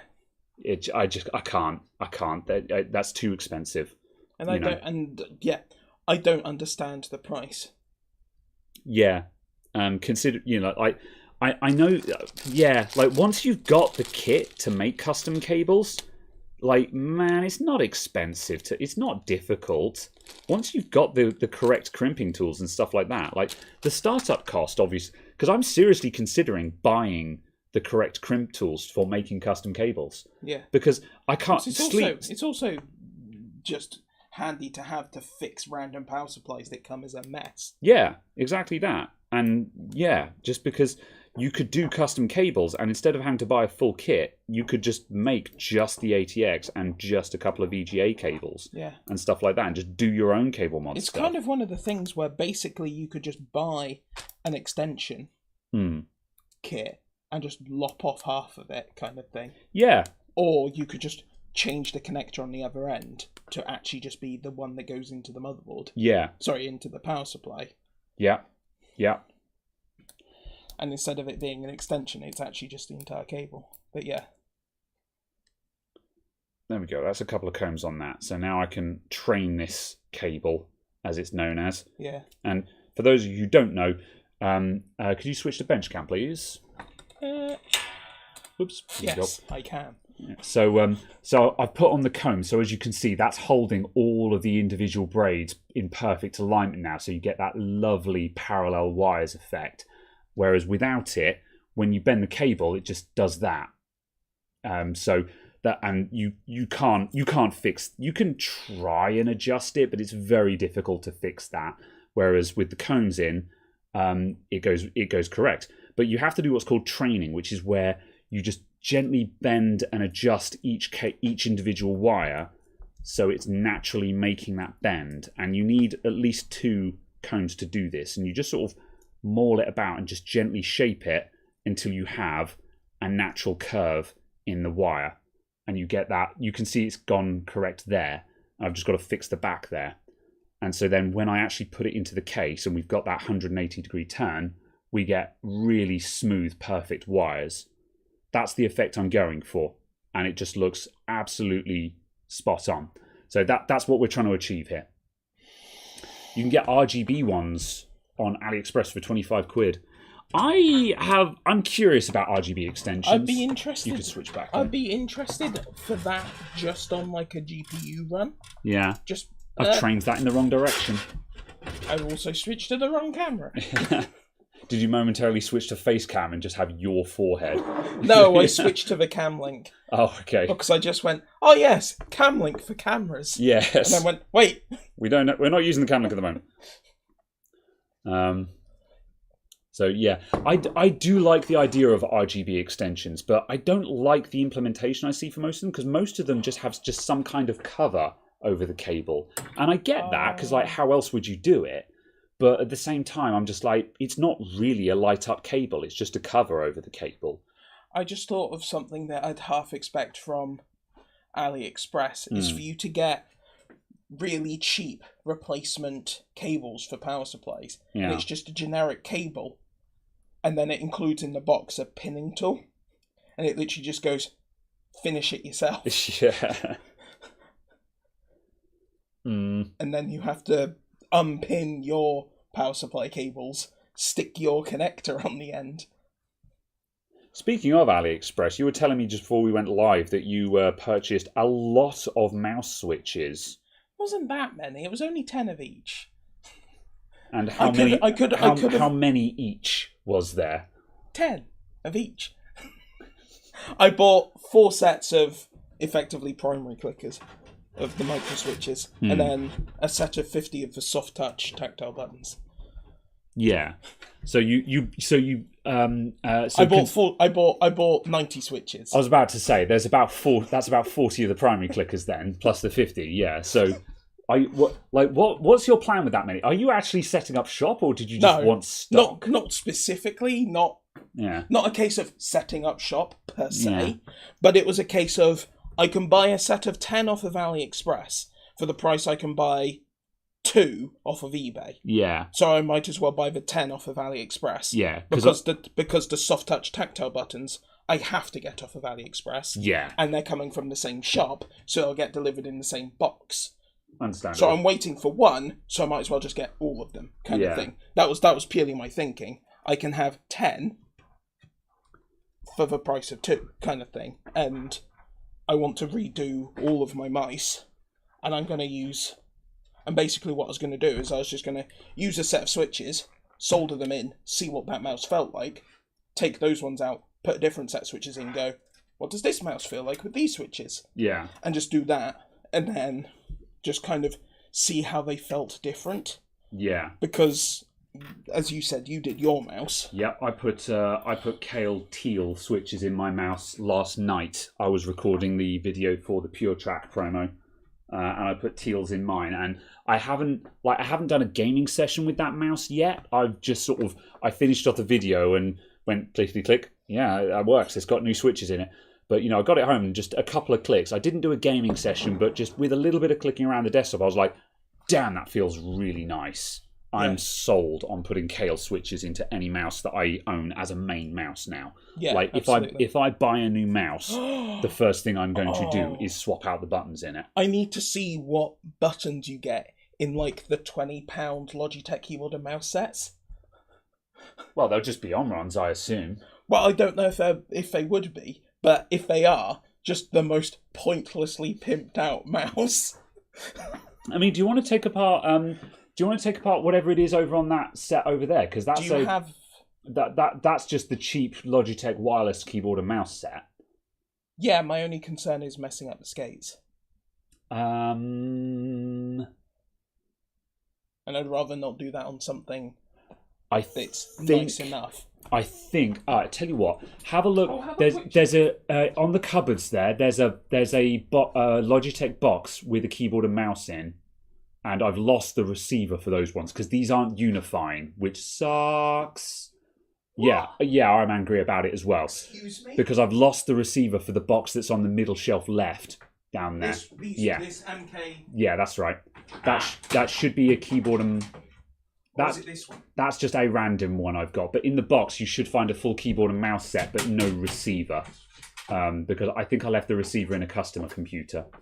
Because I was desperate and didn't use one of the ones that's got a lanyard on it, left it in there. So I think you should find there's a keyboard and mouse in there that does not have a receiver. The other end will probably have the mouse in it. It's just that it's sealed, so I'm like... Yeah, well, I think I just had the packaging for it. Because I packaged it up, because basically I'm just sitting on these until... Because at some point I want to do the research to find out if it's possible to reprogram non-unifying keyboards and mice. because the receiver would go there. Yeah, and just like check it's not in the mouse or any... Yeah. If it's not there, it'll be in the mouse. Yeah. And I'm 99% certain you'll find that there's no receiver in that mouse. And in which case, you may as well take that one apart because it's worthless because I've got no receiver for it. Yeah. Yeah. Yeah. So you can... Oh, it's only the two little circular ones anyway because that one comes off on there. Oh, yeah, there you go. So, yeah, if you wanted to break that open just for morbid curiosity, feel free. What we'll do, I'll give you the bench cam just to give some people something else to look at while we're doing something else. No, hold on. No, sorry. I want that one, and then I want to go like that, don't I? There we go. Let's see. I'm going to zip down the chat. I require... can you put in the description the part number for the mouse switches? Yeah, when I do when I release that video, which will be out either this week or next week, I'll make sure that I'll link in parts in the description. So yeah, failing that, if you want answers on that sooner, jump in the Discord and ping me in the Discord, and I can link you to stuff that we've got. If you're not in the UK, we've only got UK links at the moment, but or AliExpress links, yeah. But yeah, we can hook you up if you ping us in the Discord. That's the best way to get hold of Cowdog or myself, is to ping us in the Discord. So yeah, another banger video on Tom Scott's second channel. I'll look out for that. I'm a big fan of Tom Scott too. He's got some really good ones. I still haven't subscribed. I still haven't subscribed to his second channel. No screw? No, it's whatever that is. Oh, is that he's staked? Gross. I mean, in the interest of science, do what you have to do. Because I've lost the receiver for these, I doubt I'm ever going to be able to use that mouse again because it's not unifying and the receiver is lost. So if you have to destroy that mouse to open it up, there's you're not gonna have a more useful thing for it. Check under the battery pool, Daniel says. Yeah, I'm just scanning around everywhere. There is one screw there, but yeah. Yeah, either that one screw is holding the entire thing together, or it's heat staked. What was with the spag bowl video? Look, I was informing the masses how to do spag bowl student style. Oh, God. The worst part is I've never been a student. I didn't go to university. So I should carry on doing... This feels like there's going to be some snapping involved. Well, like I say, no holds barred. Put that up there. Ooh. Oh, it's got... Oh, yeah. Those tabby clippy doodads. Oh, look at that. They're standard... Oh, they're Kales. Yeah, these are Kales, but they're just standard... This was the bizarre thing. Like we expected Kale to be very fancy switches, but this spoilers for the mouse video that I recorded last night. My Logitech G603, it has Omrons for the main left and right click, and it had a Kale switch for the DPI switch. And I was like, what the hell? Why didn't they just use another Omron to reduce the bomb? And this has got Kales in it, like they're basic Kales, but still. Like, what the heck? We're learning things. This is why I was like, open it up. Cool. Let's see what's in there. Yeah, I'm looking at the way the actual optical sensor doodad is built up on these compared to obviously my G600. Yeah. And this obviously has the LED. Yes. Is your one a laser mouse or is it infrared? I would presume it's a Yeah. laser mouse because it can go up to like 8 bajillion DPI. Yeah, probably laser then. Yeah, because just red LED optical is still quite common because it's a very cheap solution. Also, Jerry asked any progress with the kids' computer video. Oh no. Not yet. I'll level with you. I just haven't gotten around to editing it. I'm kicking that can a little bit because it's going to be a difficult edit. No. Last weekend I didn't get it done because this week's mainline video ended up taking me a very long time to edit, and so I didn't get to it. Kale is in the vegetable. Kailh is how it's spelt. I don't know how you're supposed to pronounce it. Kale. Yeah. Kale. I don't know. Here's the logo for it. Interesting. Kyle. I think it's pronounced Kale. These have just TE25 2A printed on them. Yes. As opposed to them having anything identifiable. It's the like separately sold ones. Yeah. I mean, just because they're Kales doesn't mean they're good switches.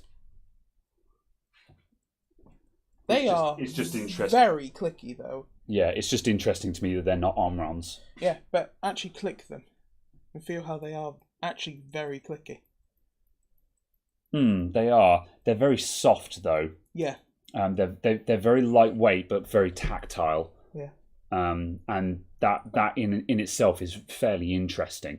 I think what's interesting about the uprated switches that we've been toying with is that they're much heavier switches with a very high click. So when you click the mouse button, you clicked that mouse button. There's no mushiness to it at all. It's a very deliberate ka-chunk when you click your mouse button, which feels really good. It's to a degree like the difference with the... See you, Paul Daniels. Thanks for dropping by as always. It's like the difference between mechanical domes and between membrane domes and actual mechanical keyboard switches. Yes.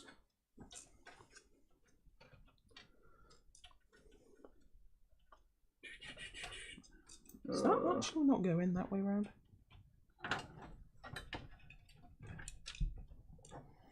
Oh my, get in there. How the hell does this go in? I forget. That way around. How do you get in there? Yeah. Why won't you get in there?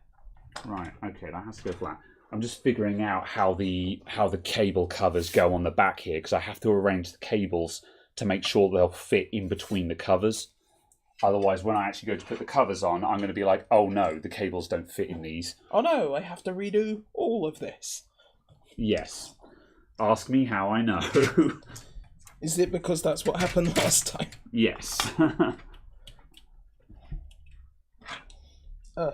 Stay. Right.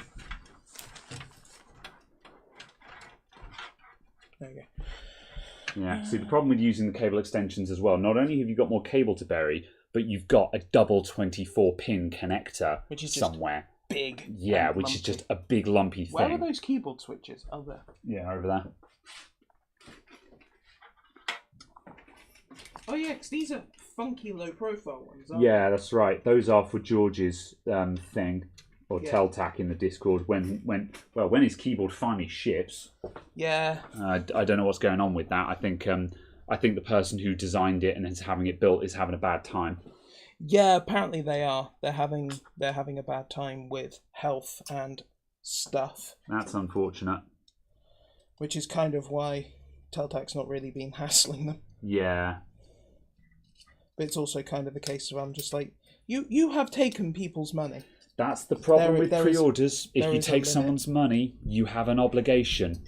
That's the thing is, I don't care if you come under bad health. If you've taken someone's money, you have a business arrangement with them. If you can no longer fulfill that business arrangement, then you owe them a refund. That's how business works, unfortunately. I sympathise with them, but if they're unable to fulfill the orders, they got to refund the orders. Yeah. You know, And like I say, it's cold-hearted and ruthless to say it out loud, but that's the reality. Because that's how I work. If I can't fix someone's computer, then if I say I'm going to do something for someone and then I can't do it, I owe them a refund for any money I've taken. But then that's the reason why I don't take money up front, because then it's an obligation.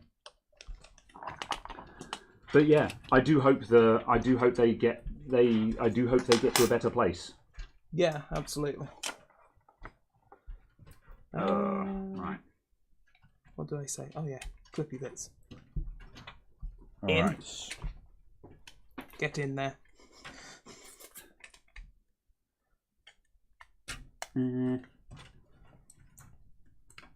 This. Fine, good. What have we learned from this? That if you ever wanted to, for some reason, you could upgrade the MK270 keyboard and mouse set with fancy aftermarket switches. Gamer! You could turn it into a fancy high profile, high performance gaming mouse. Yes, the epitome of high performance. Anyway, it's horrible to game with that mouse. It's just not big enough. I see you have a French battery. French battery? Oh yeah. It's whatever comes with it. Non pour la venti al detail. Ah yes, alla dente. I still need What to. were you even trying to say there? Were you going for alla dente? Alla dente. Is that how you say it? I don't know. I'm not French. I do not speak French. I do need to talk to my. I need to talk to my Canadian friend who speaks French though, just so I could confirm with him. Also, because I know that he would be really, really angry if he heard me say alla dente. Yes. I have le battery. Le battery for le mouse. For l'ordinateur. I did that for some other word a while back. I was just like, actually, it's. I think it was like we were talking about things or like the bank or something like that, and I was like, actually, in French it would be la banque, and he was just like, I'm kind of mad because it's actually a feminine word, so you are correct. It would be la banque or something. And he's like, you're right, but for the wrong reason. So. Aha! Oui, oui. I'm sorry to all of our French viewers right now. Say in Italian. How do you say it in Italian? Educate us. What are we saying in Italian? I don't know. Banchi. What is it? Alla dente. Yeah. Alla dente. Yeah, that's French, right? Or is that Italian? I've just got message redacted from AJ Haverkamp, so I'm concerned.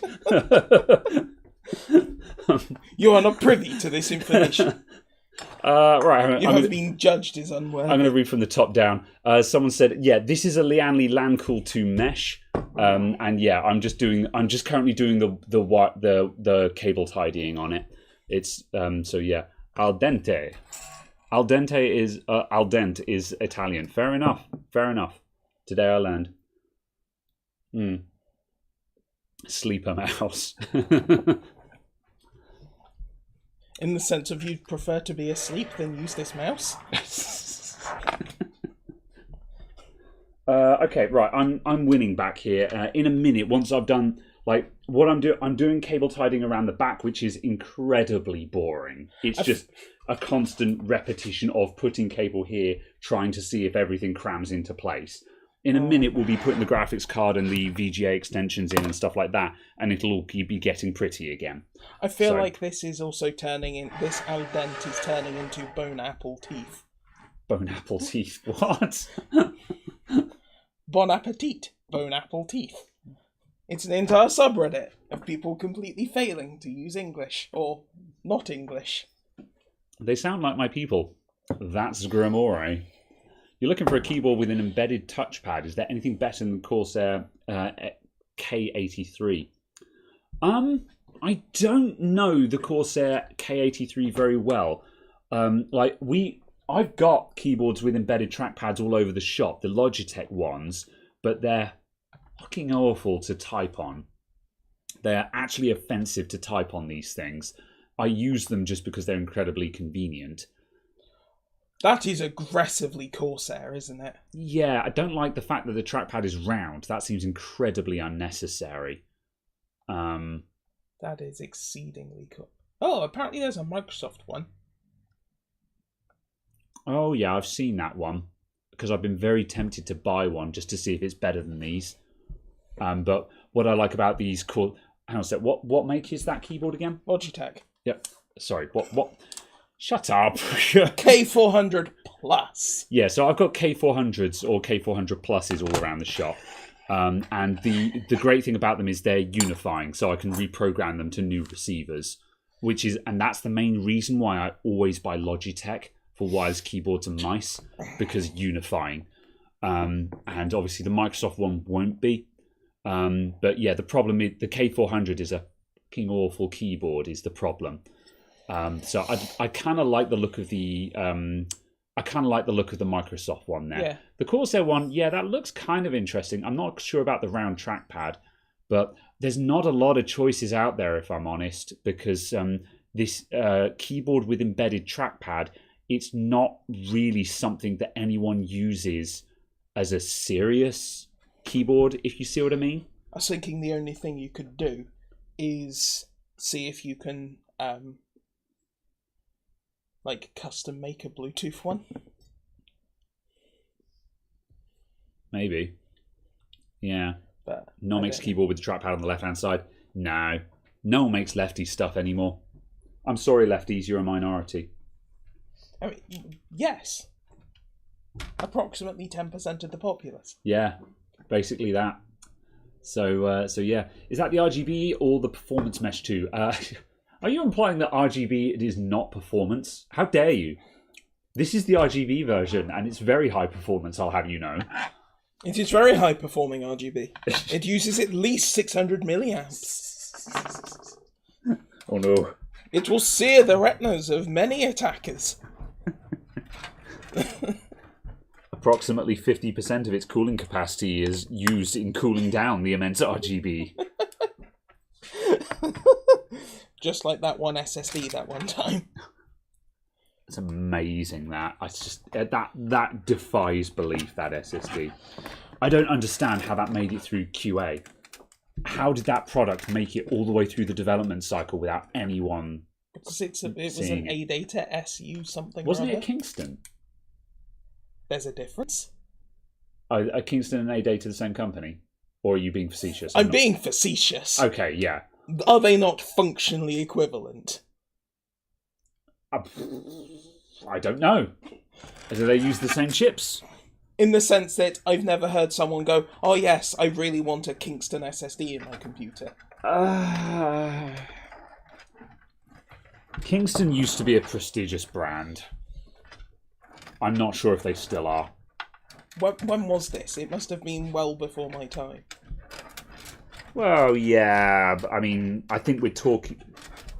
I think before the rise of high performance, quote unquote high performance RAM, you had, if you wanted quality RAM, you were buying Crucial or Kingston, basically.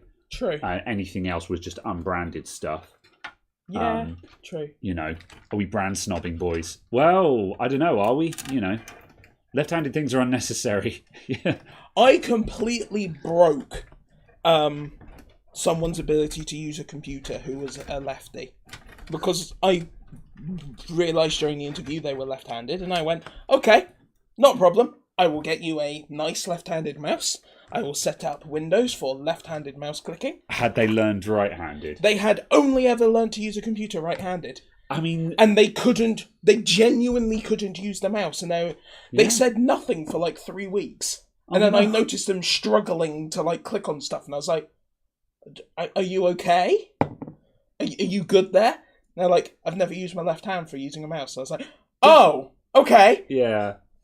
I did it because because I noted you were left-handed. I was like, I'll be helpful. Yeah. I'll be nice. That's one of those funny things, because that's a very sensible thing to do if you're left-handed. In all honesty, I think Mr. Guru is bang on the money.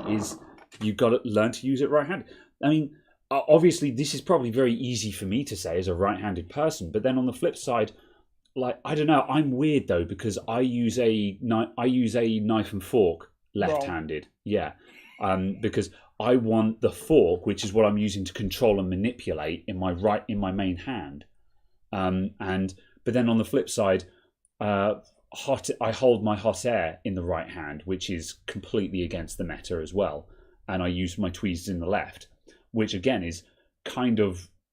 But then on the flip side, the reason why I do that is that if you were using your soldering iron, you'd hold your soldering iron in your right hand and use your tweezers in the left. Why would you swap around just because it's now hot air? Yeah, exactly. For me, that seems odd. That's it. I've already grown accustomed to manipulating tweezers with my left hand, so I hold tweezers in the left hand. It's also not like it requires that much. Sometimes, by comparison to what you need with a soldering iron. Yeah. So I don't know. It's one of those things where it's just like plonky. Yeah, by comparison. This is a topic where, at face value, you'd think some people would be like, "Well, obviously you do this," but if you actually challenge that and be like, "Well, actually, it's a case of, oh yeah, well, actually, no, you can actually do it whatever way around you want." Really, feel like, yes, I was going to lead on to that and say it's one of those things where actually I think just there should be equipment that accommodates both. Yeah, more stuff should just be ambidextrous. But then on the flip side, I don't know much about ergonomics. And it's been a long time since I've used...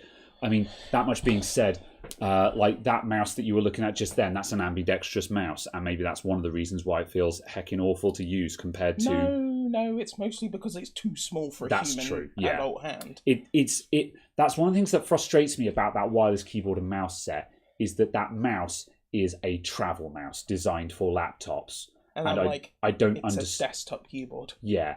I don't understand why they have not made a desktop version of that travel mouse. Yeah. I'm just like, I mean, maybe they're just like, well, we already have a cheap mouse for for laptops. We'll bundle that with a keyboard and sell it as a set. And I'm like, come on, you're Logitech. You can have another SKU. Yeah. You know. You already have too many as it is. Yeah. So, big Yeah. You worked in metal trades and you can use tools in any hand, like hammer, etc. Yeah. Thing that would really be really awful being left-handed is trying to write with a fountain pen, because you basically can't. Doesn't that depend on how the pen has been worn down, though? No, because you're pushing the paper into the nib, not pulling the nib across the paper. You'd have to write right to left. Huh. Left-handed. Oh yes, because you write left to right on the page. Because you are pulling the nib across. That's right. Yeah. Oh, that's an interesting dilemma.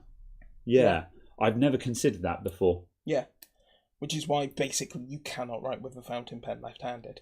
Huh. There are special left-handed fountain pens that I've seen that basically take the pen shaft, then have a little bit that comes out, and then puts the nib the other way round. Oh. That's bonkers, man. Yeah. Do you really need fancy writing that badly? Like, just use a gel point or something like that, you know? Absolutely, but I was just like, I'm pleased to see at least there is possibly kind of a solution, even if I'm spending like £800 on a pen. Imagine spending £800 on a pen. Imagine only spending £800 on a pen. Oh, no. I don't know if I want to continue this conversation with you, because you're going to start talking about fancy brands and I'm going to feel really poor. No, all of my fountain pens are Lamy at the moment. I don't even know who that is. Is this a 8 pen or is this a 8+6? It's an 8+8, yeah. Ugh, there we go. But yeah, it was very much... Yeah, it was just very much a case of I struck across one of their pens randomly. I was just like, oh my god, this is amazing. And it was like £20, and I'm like, that will do me quite nicely. Fair enough. Yeah. Left-handed nibs didn't cost that much. You used them at school. I was wondering that because, you know, I grew up in school learning to write with a fountain pen. We all used fountain pens when I was in school. Obviously cheap ones. We used the ones with the little reusable cartridges, because the cool kids would collect the balls from the cartridges afterwards. Don't ask me why. Oh god, but remember when cartridges had balls in? Yeah. And then about halfway through they changed to not having balls in, and we were devastated. We was like, well, what do we collect now? So we moved on to Pogs or something. I don't know. But yeah, so Mr. Chris says, Graham, you are poor. I saw the Spag Pog vid. Oh no. Look. I don't have a follow-up to that. Say something. Kioxia. Kioxia seemed like a great brand of SSD. I got. Do you have any thoughts on Kioxia? Because they seem to be killing it as a brand right now. They are Toshiba's ex-SSD division. Isn't that effectively the ex-OCZ SSD division as well? Because Toshiba bought the OCZ division, but then are they actually related in any meaningful way at this point? Because OCZ SSDs weren't actually very good.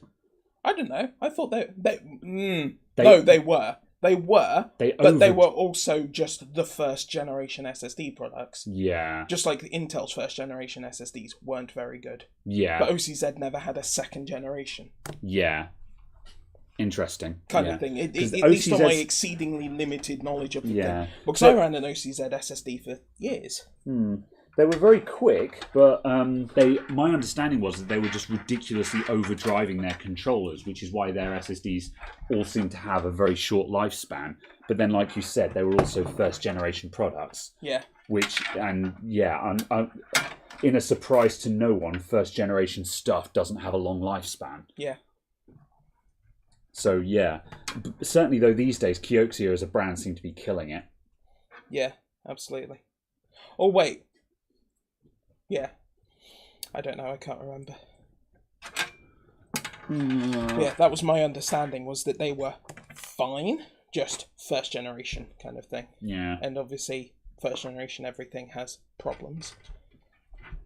Right, where am I going to bring my cables out? Previously, you had them coming through the shroud. Yeah. Let's see, let's position the graphics card. Because I've got a big long boy graphics card. So the cables are actually going to go up to all the way out here. So I could have the cables... yes, I am still on shot. I could have the cables come out here, which just makes them sweep in like that. And I think that would look really good. Especially because also where I've got the water cooling hose is sweeping in. And we've got this sweeping in. We've got cables sweeping in. And it fills this void a bit better. Theoretically, I should have them coming out like here, halfway along or something like that. But that's going to be quite cramped. That's where I've lined up the cables, but I think I'm actually going to redirect them over to here. And that actually gives me some more dump space as well. So I shall do that. Right. Oh, that actually works really well. Yeah, I'm going to do that. Oh, this is 6+2 extension. Okay, yeah. What have I got? These are just 8-pinners. Yeah. So yeah. I was like, oh, do you not need this second one? Yeah. And I realised that no, you had 2 8-pin ones. Yeah. Oh, hang on. I might have a CPU extension here. That's a 6+2. Yeah, I've got an EPS cable. It's a good thing you pointed that out. Balls. I've just sat here and put all the combs on it and everything. And this is the EPS cable and not the PCI Express. There is a difference. That would be awkwardly GPU destroying. Well, ironically, if I was actually able to cram it into the connectors, it would work because it's an extension. It's not changing the pinning. However, the keying is different. Because obviously where I'm plugging it into a PCI Express one, so I see. Yeah, the extension itself does not change the pinning. I thought you meant you'd pulled a PSU EPS cable. No, the extension is wrong, but yeah. However, the keying is still different, so you absolutely. which is annoying. You're not using an A2000, 4000. Correct. Yeah. Yeah, which is annoying because when you look online, if you're buying braided extensions single on their own, which is viable, if you're trying to do it as cheap as humanly possible, it's probably cheaper just to buy a couple of individual ones. it's very tempting to buy the EPS ones because they're slightly cheaper than PCI Express. However, they're not the same.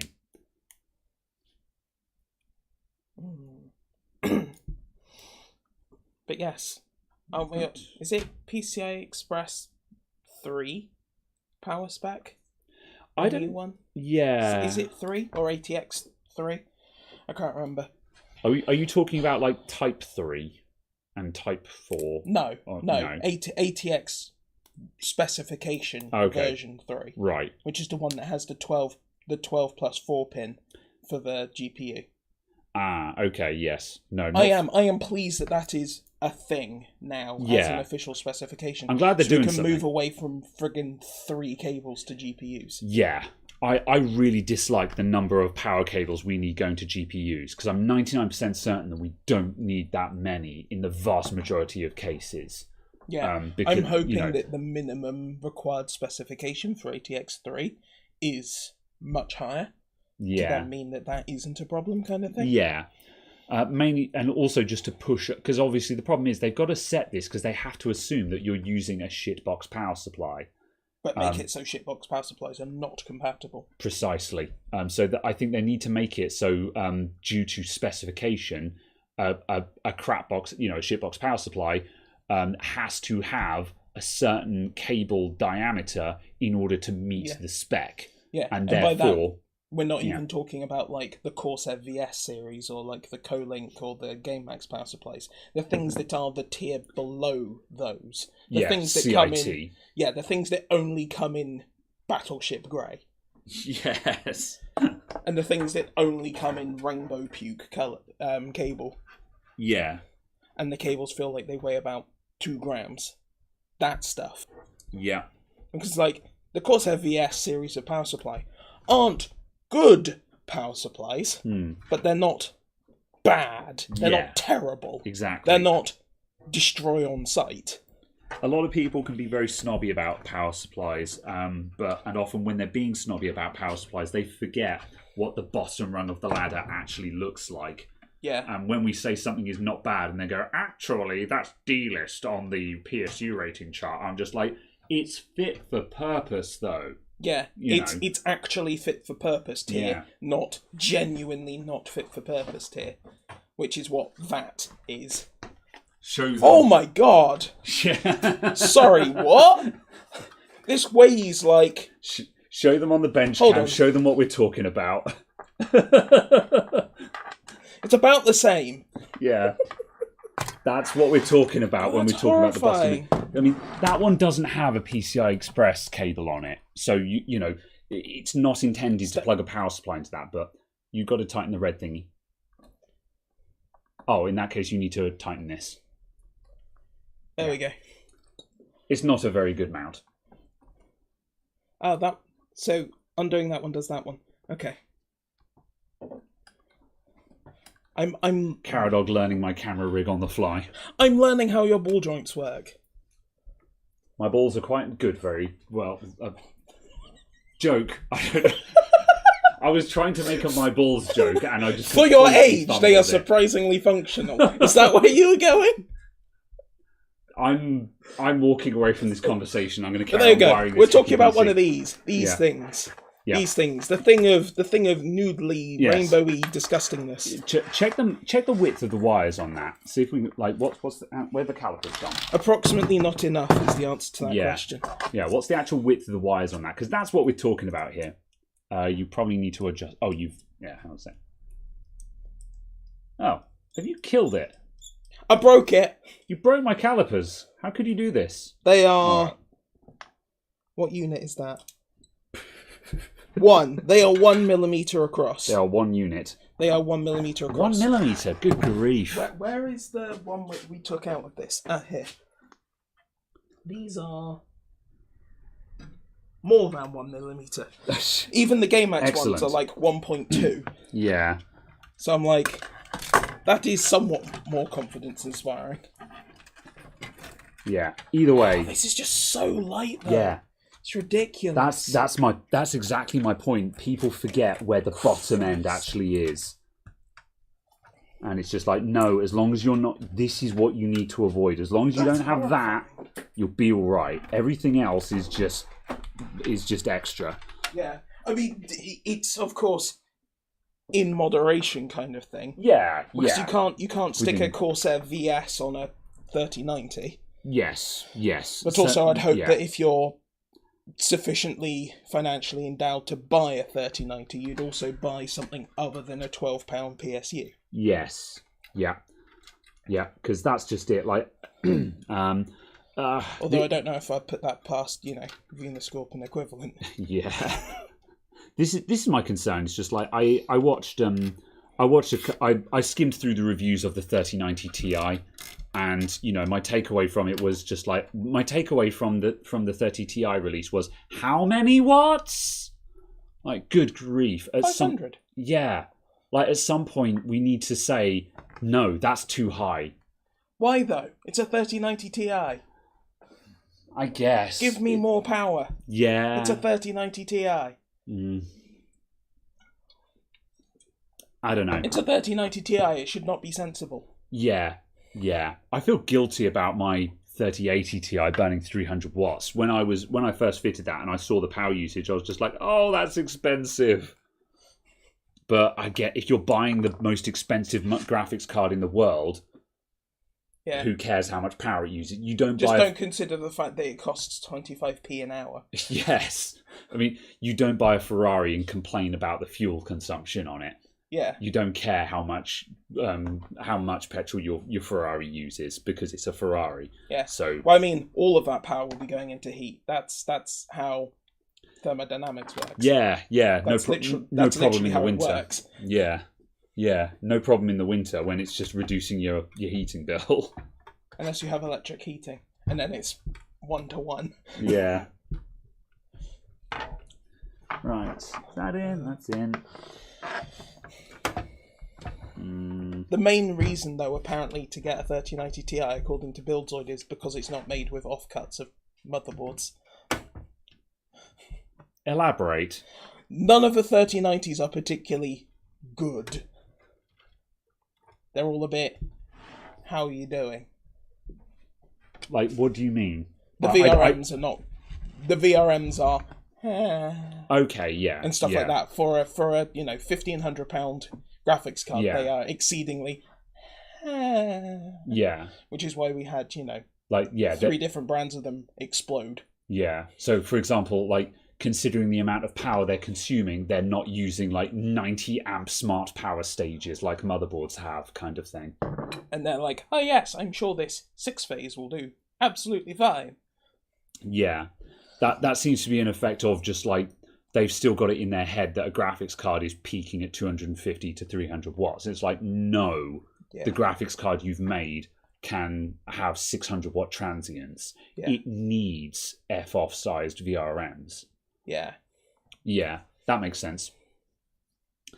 Right, okay, I'm nearly there with this.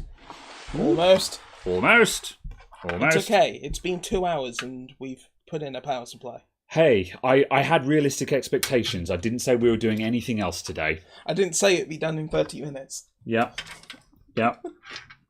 I said we're changing the power. I said we're changing the power supply in this computer. I didn't say anything else. Yeah, absolutely. Because I knew that it was going to take us all stream to do this. I'll rephrase that. I knew it was going to take me all stream to do this. But that's the thing, is just, we're not doing this to show you how to change a power supply. We're doing this as giving, there's something we're doing while we waffle, basically. Absolutely. Because it's slightly more interesting than us just sitting at a desk. I'm interested in feedback on this kind of thing, by the way, people. If people are watching this and going, I wish you guys would be doing more on a stream, then, tell us. Whereas if you're just like, oh, yeah, no, that's fine, just, have something on the desk that you're tinkering with while you chat, which is basically what we're doing here, then that's cool as well. Yeah. Excuse me. Pro tip, if you're trying to put in an EPS cable in situ, move the vent on the top and just look down through the top of the case.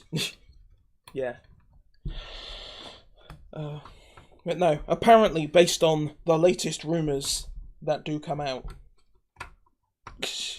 The rumour do come out? Yes. Does 3090 is 500 watts? Sort of. Does this have to know? Yes, apparently AMD's Thank you. next generation of graphics. Now it turns on. Now you are powered and enabled. Now you are ready for the measuring. Honestly. Anyway, where was I? Yes, AMD's next generation of graphics cards, the RDNA 3 powered ones. Very well. Apparently they are going to use substantially less power than NVIDIA's equivalents. That would be great if AMD did that, because that would actually give them an angle in. Because like AMD are already competitive for performance, but they don't have hearts and minds. I still see loads of people that are just like, AMD drivers are unstable, yada, yada, yada. And it's like, they've more or less sorted that out now. I'm really sad AMD drivers are basically fixed as far as I'm concerned, aren't they? Depends on what you're doing, but yes. I come from a different standpoint of like the folding at home community. They're completely broken. Oh, really? Like, utterly non-performant. Oh, that's unfortunate. The last functional drivers were 2 years ago, basically. Oh, that's unfortunate. Okay. But that's also for folding at home. That has 3,000 active individuals. Really? It's that smaller community? That's another topic, but yeah. So I'm just like, oh no, AMD doesn't care about 3,000 people. Yeah. That's fewer people than the number of people who are playing CSGO right now. Yeah. Yeah. If it was CSGO that had poor performance, it would be fixed. Yeah. So, you know, in the scale of things, I'm like, oh no, whatever. Who cares? But yes, it's a shame that unfortunately it is in that situation. It hasn't been fixed, but also a case of it affects so few people. Who cares? It's not surprising. Yeah. That's obviously 3,000 people, of which 2% are using AMD cards. Yeah. Kind of thing. So it's a case of even fewer people. It's not like they're competing in that space. Yeah. But at any rate, though, where I was gunning with this is So AMD, they've got their drivers more or less sorted, but they still don't have hearts and minds. No. But if they turn around and said, okay, look, we're competitive on performance, but also we're doing this at 30% less of the power draw than NVIDIA, and my God, look how many watts NVIDIA cards are pulling these days. Yeah. That's actually compelling. Like, for me, you know, we're at a time, like, energy costs are skyrocketing, and I live in a flat where I'm all electric, no gas, electric heating, electric everything, so I am counting the kilowatt hours at home. For me, I do actually care if my gaming computer is pulling a lot of watts under load, because if I'm like Sundays and Mondays, which is my weekend, because obviously I'm working Saturdays, this is work, Sundays and Mondays, which is my weekend, I'm spending most of the day playing games. And if I'm in a game that is actually loading down my graphics card, my computer's sitting at 400 or 500 watts power draw all day long. That's a small electric heater running all day. That's expensive. Yeah. You know. Matt Burley, thank you very much for the 100 Hong Kong dollars. Cider in appreciation of the quality waffle. Much appreciated, dude. Yes. Cheers. Yes. I didn't have anything else to add to that. Yes. Yeah. I agree. This is my Boris Johnson impression. Beautiful blue passport. Moving swiftly on, but yes, so I like any decent constituent. I've been to Peppa Pig World. Have you been to Peppa Pig World? But AMD graphics cards are going to use much less power. We're going to save a lot of energy. But have you considered the blue graphics cards? The NVIDIA graphics cards? Wouldn't that be the Intel graphics cards? They are blue. Sorry, the Intel graphics cards. They are blue. Anyway. What was I saying? That was a weird tangent. They're going to use less power, apparently. Yeah. So that's cool. Are there any numbers on that? Or have they said it's going to use 20% less power or anything? Or AMD have said nothing. They've just said less power. No, AMD have said nothing. Yeah. The rumour do come out. Okay, yeah. However, the rumour do come out from sources that I am inclined to believe. Fair enough. Infer that it's going to be substantially less power. Yeah. Who is that, just out of interest? What sources do you take seriously? Moore's Law is dead. Moore's Law is dead. Okay, yeah, fair enough. Yeah. I want to say his name is Michael, but I don't think it is. Yeah. But yes, him, plus also just a case of other people talking about it as well, kind of thing. Yeah. It seems like AMD would be capable of it, given how efficient Ryzen is. In theory, yeah. Absolutely. Because, like, Ryzen is crazy efficient for what they're doing with it. So it seems like if anyone can do it, AMD can. Yeah. I'm also just really interested in a third party in the GPU space. Oh, big time. Yeah, I'm excited for Intel to enter the ring. Yeah. I'm just sad that they're clearly not going to be good. No, but then let's face it, we knew that from the start. We knew that from day one. Yeah, but then there's also just not good. Okay, yeah. Kind of thing, and I'm just like, that's why it slipped by 2 quarters, 3 quarters. Is this as in not because you've said at various points that you're going to buy whatever the best one is on release. Absolutely. Are you still going to? Yeah. Yeah. Fair enough. Yeah. Just to check it out, kind of thing. Yeah, absolutely. For exactly the same reason as I want a 6900 XT, but I can't justify buying one because I know that the 79 something is coming in like December. Yeah, that's understandable. You may as well ride that out at this point, mightn't you? Yeah, exactly. Especially considering you've already got a top-end graphics card. Yeah. So yeah, that makes sense. Right, is there any... No, nothing. Yes. No covers go there. It's fine. All you need to do is you need to get another 50,000 subscribers and then start asking companies for graphics card samples. If you want to do that for me, in all seriousness, like, because you're sort of saying you got to get the sponsorships and stuff like that. Like, we'll cut a deal on stuff that you get to keep or whatever. I'm willing to make it worth your while because I don't have the time to do it. No, absolutely. There was a serious conversation we were having about doing stuff. Yeah, I think I've mentioned this before. Like, in all seriousness, if you want to leverage, if you want to just turn around and just say to people, I'm emailing you as Adam and IT, we are interested in looking at XYZ. Just do it, man. Hell, you've got access to the Google Business account. No, I have access to nothing. Okay, intentionally. Right, yeah. Presently, because it's also the case of like I want us to actually sit down and have a proper conversation. Okay. Just because I want to kind of formally do things, as opposed to stuff. This is sensible because it's also the case of like we trust each other, but there should still be a business arrangement, and also the case of I don't want to at any point have a situation where you turn around and go, I'm uncomfortable with this. Yeah. Because this is very much your party. Yeah. And this is very much your hard work. The only reason I'm here is because it facilitates this happening. Yeah. If you were going to do these streams on your own, I wouldn't be here. Yeah. Kind of thing. So it's a case of I entirely understand that my involvement in this is because I facilitate this happening. Not because I'm integral to its existence, if that makes sense from a content point of view. Yes. So it's very much a case of I don't want to overstep my mark. Yeah. And I don't want to feel like, or I don't want it to feel like I'm just trying to get stuff out of you. Yeah. Or I don't want you to feel like that.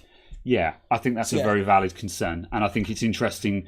I think it's interesting for us to have this conversation here on the podcast because I think it's interesting to give people an insight into, this is YouTubing, and this is business relationships, and people are just like, how do you come to it? And because we're friends and we're doing this show as a couple of friends who are just doing a show. Yeah, absolutely. And like you mentioned the other day, you dick around with the second channel now and then. Because this is the second channel and it's got 2,700 subscribers. Whereas the main channel with nearly 130,000 subscribers, actually no, 137,000 subscribers now, that one's a bit more delicate. We've got to be careful with what we do on that one. Yeah, absolutely. However, absolutely, you also have, paperwork is my kryptonite and, so yada, yada, yada. You get the idea. Caradog Instagram is Andy is to Linus. Andy? Yeah, who's Andy? Anthony? Oh, Anthony, yeah. Oh, yeah, you're thinking of Anthony, yeah.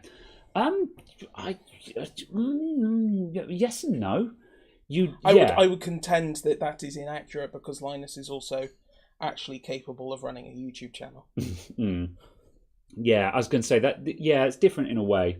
But then on the flip side, I've got more technical knowledge in repair, but you tend to look more into you tend to look more into the technical aspects of current gen stuff. Like, for example, you're more actively looking into memory overclocking and graphics cards and stuff like that, where I have less of an interest, or like I only know what I need to know. Yeah. Whereas, but on the flip side, I have a great deal more knowledge and experience on the repair side because that's what I need to know. Yeah. Whereas you're not so much interested in fixing stuff, you're interested in buying high-end and quality products. Yeah, and also to a degree, I don't need to know how to fix stuff because I just give it to you. Yes. If that makes sense. To a certain extent, we don't have analogs there, do we? Yeah. But yeah. So yes. Chris S says, "I'll sponsor you with one of my PCs. Just pay me the list price and it's yours." So, yeah. I'm not entirely certain that's how sponsorship works. However, I will say that the PC I got off of Chris for a work colleague was really, really good. Ah, yeah, fair enough then. Yeah. Yeah. I mean, I don't really do mail order PCs. But yeah, Chris S, who what's your name in the Discord at the moment? You are Chris S in the Discord, aren't you? Otherwise, you're Maybe. Plus Nomad. Or Plus Nomad or something. Either way, if someone needs to just get a cheap gaming PC for a family member or something like that, Chris S builds PCs. So yeah, and he's a very prominent member in the Discord community, and we value his presence as we do everyone else there. Most of the time. Yes. Except when we're just threatening to ban him because he's saying something controversial and Scottish. Absolutely. So yeah. But yeah, something. Shout outs to everyone who helps in the tech support and tech channels of the Discord as well. I try to remember to say it now and then because I don't give credit that often to people. And legitimately, there are some really cool people in the Discord. And I want to say thank you for the people who actually answer questions in the Discord. You don't get anything for it. And I appreciate you guys being there. So yeah, fake. Yeah. I love you, Chris. Now get out my house. Yeah. Who's it? Yeah, it's like the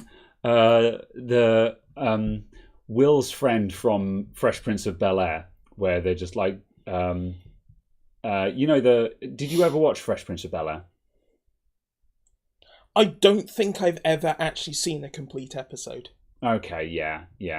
Well, yeah, Will's character had a friend who was less savoury in the household. And, whenever he was... Jazz, yeah, that's right. Yeah. Whenever he was sort of... whenever he was being out of line, they'd be like, "Go home, Jazz!" And the butler would literally throw him out the door. And he'd be like, "Ah!" out the front door. The only scene I've seen with Jazz is where he's in court. Well, there you go then, yeah. And he's got his hands up and he's saying, No, man, I'm not putting my hands down because the next warning will be 3 shots to my chest. Oh, man, that was on point for the 90s, wasn't it? Yeah. Gosh. Well then. I haven't seen that one, I have to say. Oh, Uncle Phil tossed him out. Fair enough. Yeah. And I was just like, yeah. Yeah. Fair enough. I think it was also the point that kind of reminded me how old the Fresh Prince was. That, like, probably 5-10 years ago now, Will Smith being the same age as Uncle Phil was. Avery? Is that his surname? Yeah, Philip Avery. Yeah, I think it was Avery, yeah. Yeah, was at the start of the show kind of thing. And it's just like, Yeah. Hello, 90s. Yeah. You are, in fact, 30 years ago. Never mind. Yeah. Will Smith losing friends now? Yeah. Will Smith is one of those guys where it's just like, I've always respected Will Smith, but yeah, combined with recent events... James Avery, that was it. James Avery, yeah. Will Smith combined... recent events combined with Scientology has very made me just be like, oh, I don't care about Will Smith anymore. Scientology sucks, man. Fuck the lot of them. But yeah, right. I think this thing is done. I feel like I'm of a completely different opinion, where my only issue with the entire thing was the fact that Will apologised. My only issue with the entire thing was the fact that he actually apologised. Because his point was entirely valid. The fact that he'd been derided by the entire Hollywood community for 2 years, and he was not allowed to make any comment about it the entire time. And then for someone to write jokes about someone's illness. It's and hard. All of that. There is so much more to it, and I feel like it's a really tough situation, and like I'm going to make this brief because honestly, I don't want to get into this. No. However, yeah, in short, I think the main issue is that we don't really know what Chris Rock's side of the story is because he's been very mute about the whole situation. Chris Rock is not an asshole, and also we don't. There's been lots of rumors that he didn't know about what's the condition? Alopecia and stuff like that. So it's really hard to really cast judgment because we don't really know what his mindset is because he hasn't really spoken about it. Yeah. But past that, I'm like, you know what? It was a thing that happened. Personally, I don't think it was appropriate. I think he could have just signaled to Chris Rock, "Not cool, man," and that would have been enough. Because at that point, he would have made his mind clear, just to be like, "I'm not on board with that." Yeah. And if Chris Rock was a decent person, he would have been like, "All right," you know. And that's how that could have happened. Yeah, And I think it's a case of not specifically that specific situation. Yeah. But just using it as a microcosm for society, that side of the industry. I think that's more where my interest is, not that explicit. Some of the response that has come out of it, with like a lot of comedians being like, "You can't censor us. Here's a lot of really offensive alopecia jokes," I think demonstrates that it's a case of no, you're just being an asshole. That's not comedy. That's just being a dick. Anyone can be a dick, you know. So. And I think there's nothing clever about all of these comedians that have come out saying they're in support of Chris Rock when actually it's like, no, you're just being a dick. And I don't think there's anything clever about that. I think it's, again, a case of using it as a microcosm of the rest of stuff, a case of very much... Yep. I don't know, it feels like there's certain expectations of certain people just to accept whatever criticism or whatever commentary comes their way, irrespective of its justification, validity, or otherwise, and to not be allowed to react. Perhaps. And yeah. Past that, end of that discussion because as I say, I'm sick of the topic. I think it's an interesting topic because like I can see there's a couple of people in that chat that are just like, oh my god, not this again. And I get you, I hear you, really I do. But I think it's not so much that I'm interested in the drama. I'm interested in the moral dilemma that this has stirred up. It's not about Will Smith and Chris Rock. It's about the conversation that it started. I think it's mostly about the reaction to it. That's the point of interest here. I don't care about Hollywood drama, but I do care about the interesting discussion that has stemmed from it. Yeah. So I don't know. But anyway, I've finished putting this thing back together. Let's turn it on and see if it still works. So let's give you guys a view. Can you give me the bench cam, please? I'll just show you guys what we've now achieved here. Let's get this without the set. I need to pull back to about there. Tighten, and I'm just going to move this light so it's not blinding the camera.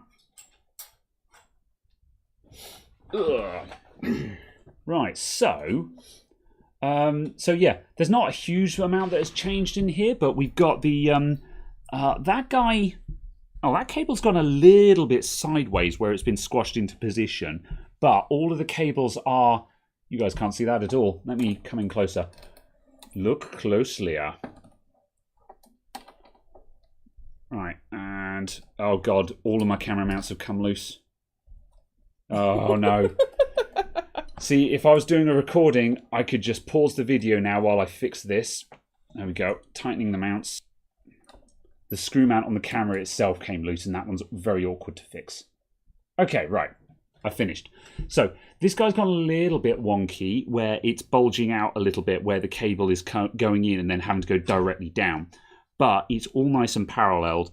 The comb there, I try to avoid having the combs on show when I can, but if you want it to look right, it's better to have the comb visible. These guys are coming in, they're just doing a sweep down there. What I could also do, and what I might actually do, is I could swap out these two combs for a single big one, which would obviously comb them together, yeah. And that's another really good look as well. And I might do that because, well, no, I'm going to leave them separate, actually. If this was my computer at home, I would do that. But because this computer sometimes gets the graphics card pulled out to put a different one in, I'll keep them separate. Because if I want to drop in another card to test it, because if a customer brings in a computer and their graphics card needs testing, I usually put it in this build to test it. And at that point, I'm going to be like, oh God, I've tied all these cables together like a tomfool. So I'll actually leave those separate. But if I really wanted to go ham, we comb those together and we get a really nice ribbon of cables coming up. But yeah, those are there. Those are cool. And yeah, that looks better than just having the flat ribbons. And also, we've got two discrete cables coming up, which is correct as well. Very good. Right, power on. Bam. Yeah, you just need a thing for the edge of a graphics card to hold it up, don't you? Yes, and yeah, as I said, I'm going to have a look around because I'm 99% sure that this case came with some kind of bracket for the graphics card, but I don't know where it is. I'm very tempted just to quickly check that it's not in the back. There is a cardboard box. Yeah.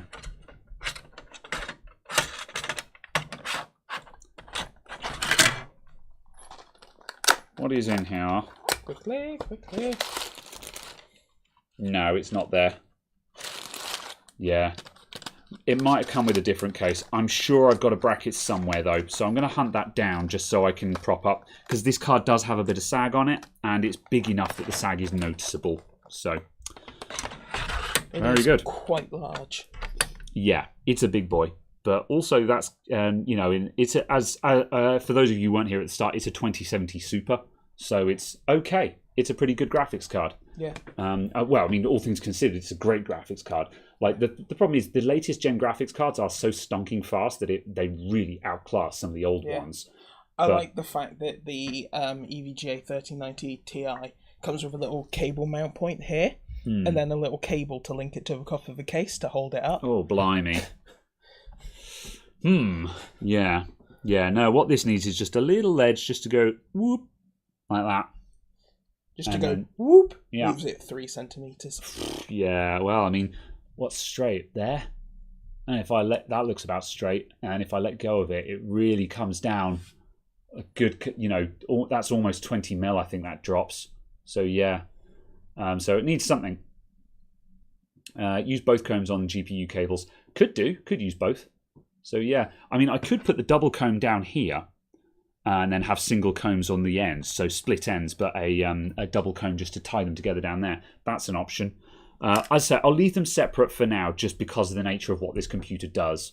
But as I say, if this was my one, I would double comb up there, because this kit, and for the record, the extensions kit I've used, this is an Acacia kit that I bought on Amazon, and it was about £24, which is not the you know, just the thermal stuff. Yeah, that's right. So because it's Acacia, you know it's not going to be awful, because some of these extensions use really crap tier wire. But yeah, as I say, the Acacia ones, it should be half decent. So yeah, there's a screw missing from the graphics card mount. Yeah, I only put one screw in a graphics card. It's not gonna fall out. So yeah, that's the only thing. Chopsticks are your friend. That's not a bad idea. Yeah, that'd be pretty good. up here do a little stand. I'm not a big fan of the up here ones, if I'm honest, but they're all worth considering. How much of an RGB performance increase are you seeing on that display PC? All of it. All of it. Although I do want to actually, I'm not going to do it on stream because we're out of time, but I do actually want to design a color theme for this, because at the moment I've left it on just rainbow wave, and I've got it on slow rainbow wave, so it's got just a really nice prismatic effect. However, I am bored of the rainbow wave, and I want to actually design a color theme for this. I might dial in just a vaporwave color theme, which will be like blue, purple, and teal, I think, is the quote-unquote vaporwave colors. But yeah, you can see it on the front fans when they go, wait for it, now. Yeah, those sorts of colours. Yeah, when you get the purple, the blue, and the teal in there, they look really nice. And you get that really nice diffusion. So yeah. Yeah.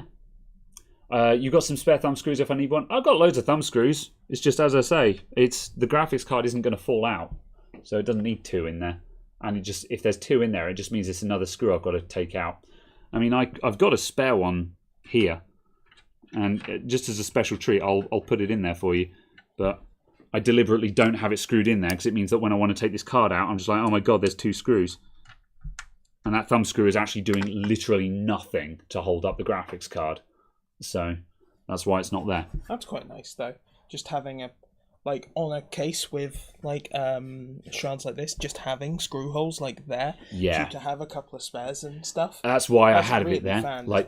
There's normally a blanking plate that goes here. I've got the blanking plate removed because I've got a 360mm rad there. Oh, that reminded me. I was going to move the radiator back a step because the radiator is a step forward and it can move back a bit. I'm not going to do that because we're out of time.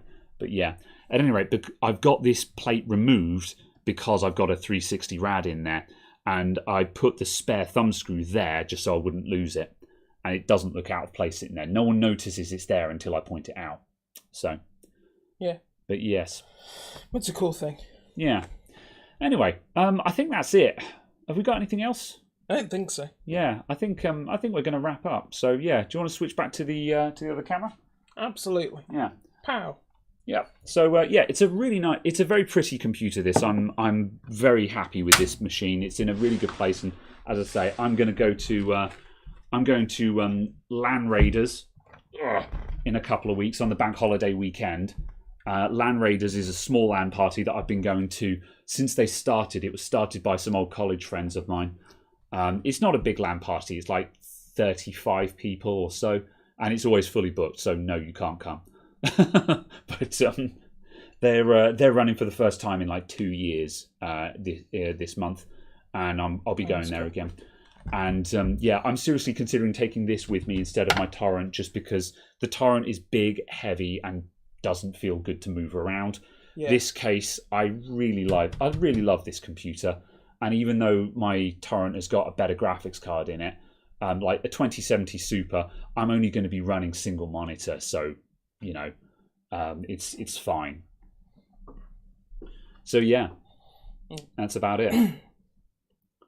It's a nice touch to be able to remove the rad for airflow. Yeah, what I was talking about there is on this case, can I take the front panel off without too much hassle?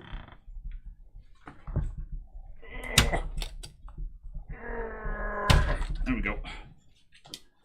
Whew.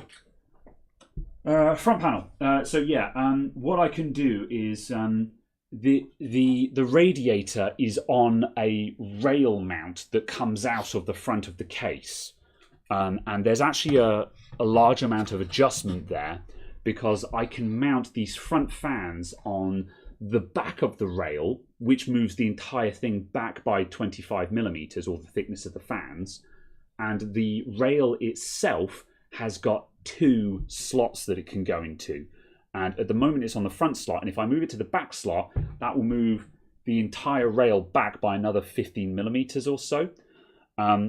And the effect that has is it moves everything closer into the case, which reduces internal space in the case, but it moves the fans further away from the front mesh. And depending on your setup, that may be beneficial or not beneficial to you. For me, at the moment, everything is more or less as far forward as it can be. And that means that when I put the front panel on, I'll put that back on. It means the front fans, you can see them fairly clearly. Let me just turn this lamp away. The front fans are fairly visible and distinct, but as I turn the case sideways, it drops off fairly quickly and you just have these round circles. If I move them back, because they're further back from the mesh, the RGB illumination bounces around and the entire mesh grille lights up with a really pleasant prismatic effect. So you get better illumination from more angles if you move the fans back a bit. In terms of airflow, I don't think it makes any difference at all. But yeah, in terms of aesthetic, I think at one point I had them further back, and I think they look better when they're mounted a bit further back. So yeah. But yes, from the inside it looks like there are 3 positions. I think you might be right. I can't remember. Pow.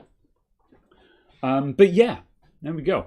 Graham, the RGB streamer. Well, that's just it. You know, as I say, for some people don't care about RGB. I like RGB, so I like to talk about it, and I like to talk about how to make it look good. Because I think a lot of people that don't... there are some people that don't like RGB just because they don't think they don't see the point of it, or they don't value it per se, like Caradog. And then there are some people who don't like it just because they haven't seen it look good. But, like, for example, while you're not a fan of RGB, at the same time, you've looked at certain things and been like, that looks pretty good. Yeah. That's not something I would buy, but I think it looks pretty good. Absolutely. It's very much, for me, a case of I don't like it in the sense of something I want to purchase. Yeah. But it's something that I don't care about existing. Yeah. Especially when you can turn it off without installing yet more software.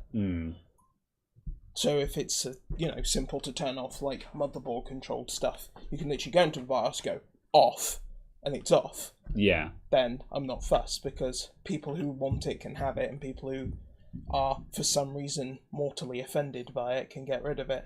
Yeah. I'm very much in the camp of I just don't care. Yeah. It can be there or not. Yeah. Whatever. Yeah. I guess the only time I'd care is if I was trying to get, world record number chase on a graphics card. I'd be like, and we're turning off the RGB. Yeah. I require that extra, 100 milliwatts. Yeah.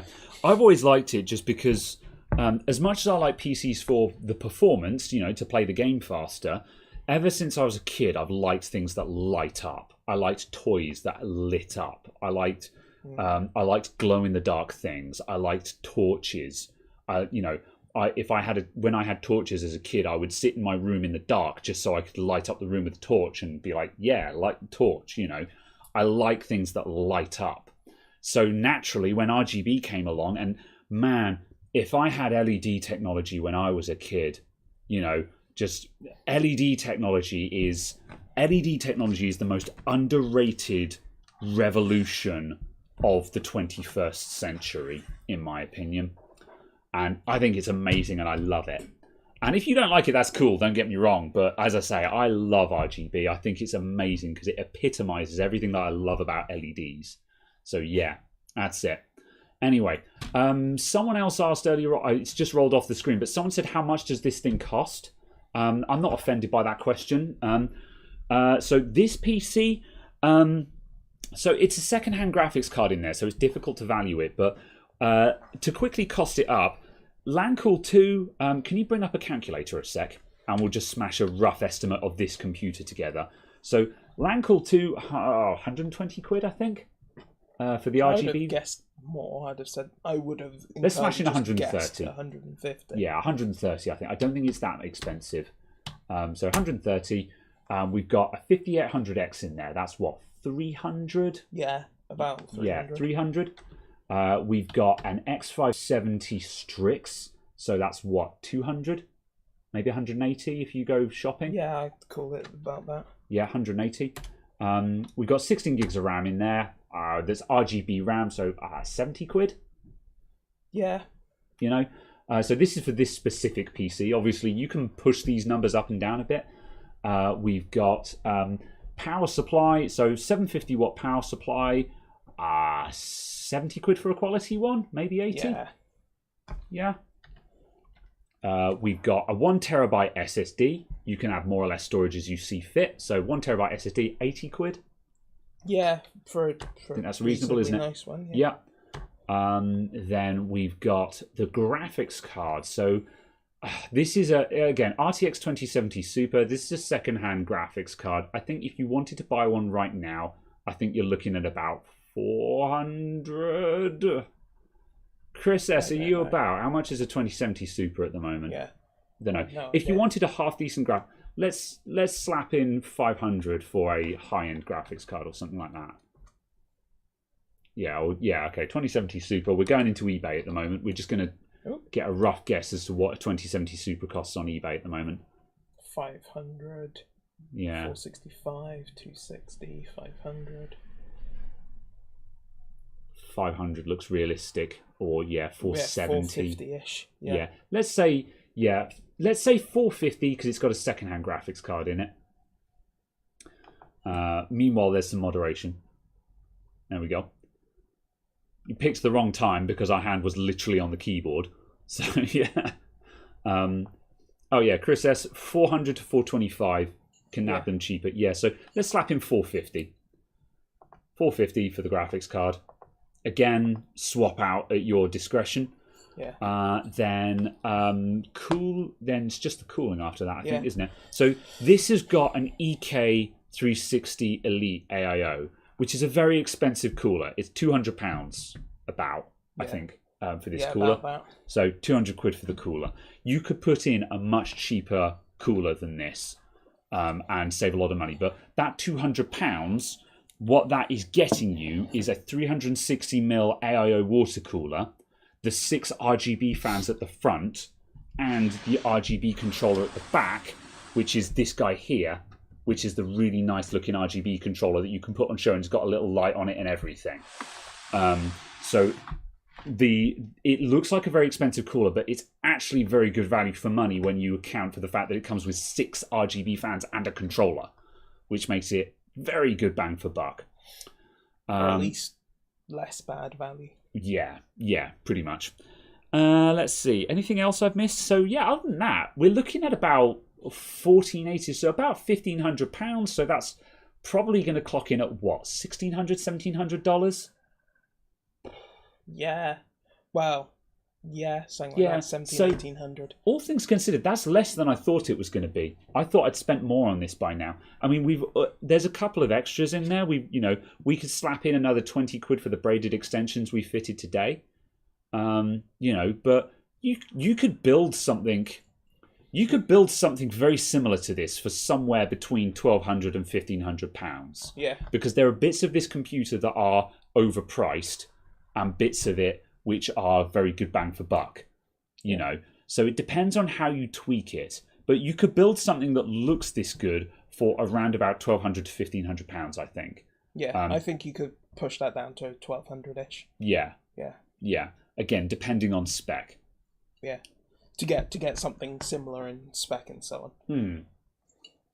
So yeah, the 5800 seems to randomly fluctuate between fine and why are you so cheap? The 5800X is a really weird CPU. Sometimes it just randomly pops up for an obnoxiously low price, and you're just like, someone is losing money on that. Yeah, it was like the ones that we found randomly that popped up for like 200 and something. Yeah, like just after they came out, and it was like, okay, whatever. Yeah. I'm pretty certain we bought some for like 280 at some point, didn't we, or 250? Yeah, about 250. Yeah, it was like cheaper than a 5600X. Yeah, and we were like, someone must be losing money on this. How is it that price? Yeah. So someone said near enough £1,000 for the lot. That's not going to happen. I mean, you could probably build something similar in performance, sure, for about that much. That's right. But obviously, you'd be going for the cheapest case you can find. Yeah. Much cheaper power supply. Yeah. A lower end motherboard. If you went to town on the spec, and if you were like, for example, Chris S is really hecking good at buying stuff cheap. If you've got that kind of skill where you've got your finger on the eBay pulse, and when a graphics card comes up at £100 below its market value, you're there. then you can be building this for probably 500 quid less. Yeah. However, if you're a normal person and you just want to go out and buy something like this today, I would be budgeting £1,200 to £1,400. Yeah, basically. Approximately $1,300 to $1,500, I'd imagine. Yeah. So yeah. How much is a 750 EVGA PSU? I'm guessing about 70 or 80 quid for a decent quality power supply. Again, sometimes you can get deals. You know, like I bought a bunch of the Corsair CX RGB power supplies recently, and I've got the 750 watt ones, and I paid about £43 for them. And those are bronze. Are they gold or bronze? I can't remember. I think they're bronze. Probably FSCX ones. Yeah, they're probably bronze. Yeah, they're trustworthy power supplies. Yeah, it's a trustworthy 750 watt power supply that cost me less than £50, which is bloody good value for money, in my opinion. So yeah, it depends on whether you're getting really good deals or not. If you're really good at couponing, you can do this cheaper. But if you just want to go out and buy something like this today, that's about how much it's going to cost. You know, CXF's bronze, yeah, bronze confirmed. But you know, bronze is fine. Basically, the only place in which the rating really matters is just how loud you're expecting the power supply to be. You know, if you're running a 550 watt bronze in a computer that's using about 400 watts, you can expect that power supply to be kicking out a reasonable amount of noise because it's going to warm up.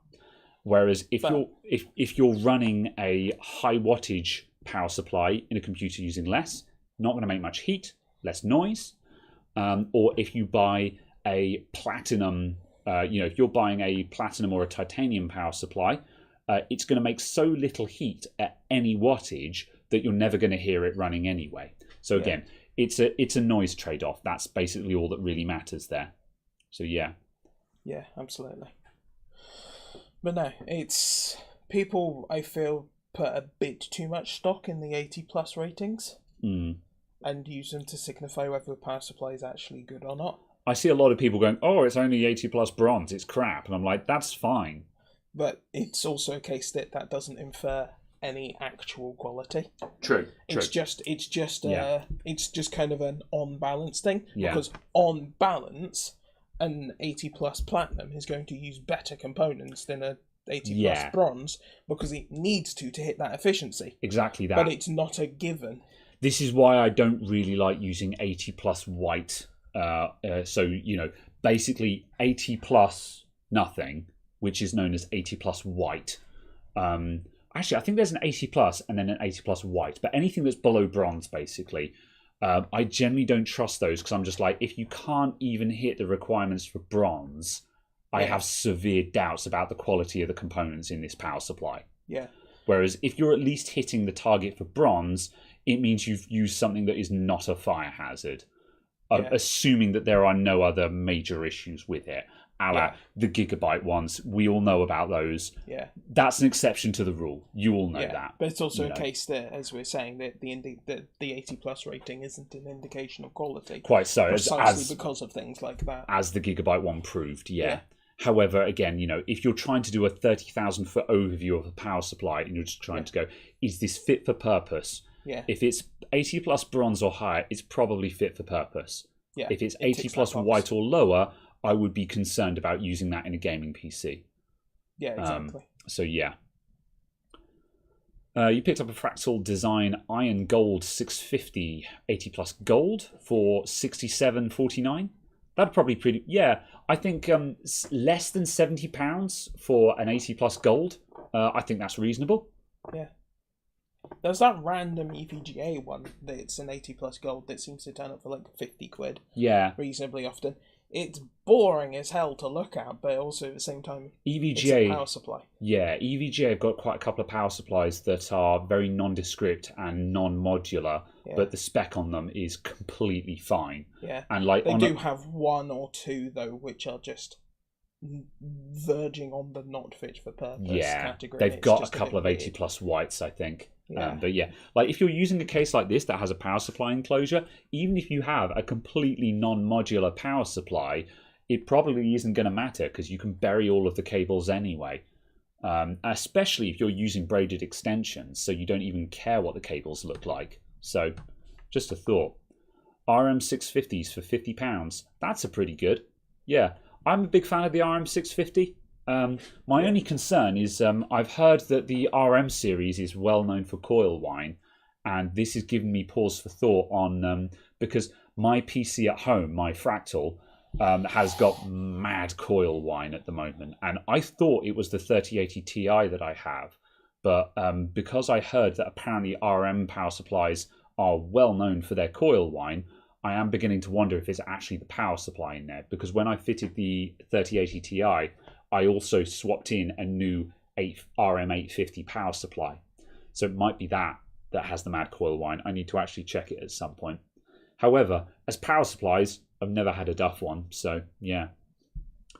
EVGA 600W1, 80 plus white, 600 watts for £27. Yeah. Yeah. See, if I was building an office PC, I'd put that in there. You know, if you're just building an i3 office box for someone who's running Word and Outlook, that'll do fine. It's not going to explode. Yeah. But I wouldn't trust that with a graphics card. No. Anyway, it is time to go. This has been a conversation in English. It has. And yeah, thanks you all for tuning in. I quite enjoyed this. I know it wasn't super interesting. We changed the power supply in a case, but I think we had some good conversations today.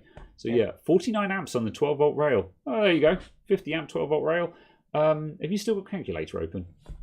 Yeah, what's 50 times 12? Because I can't do maths in my head. 50 times 12.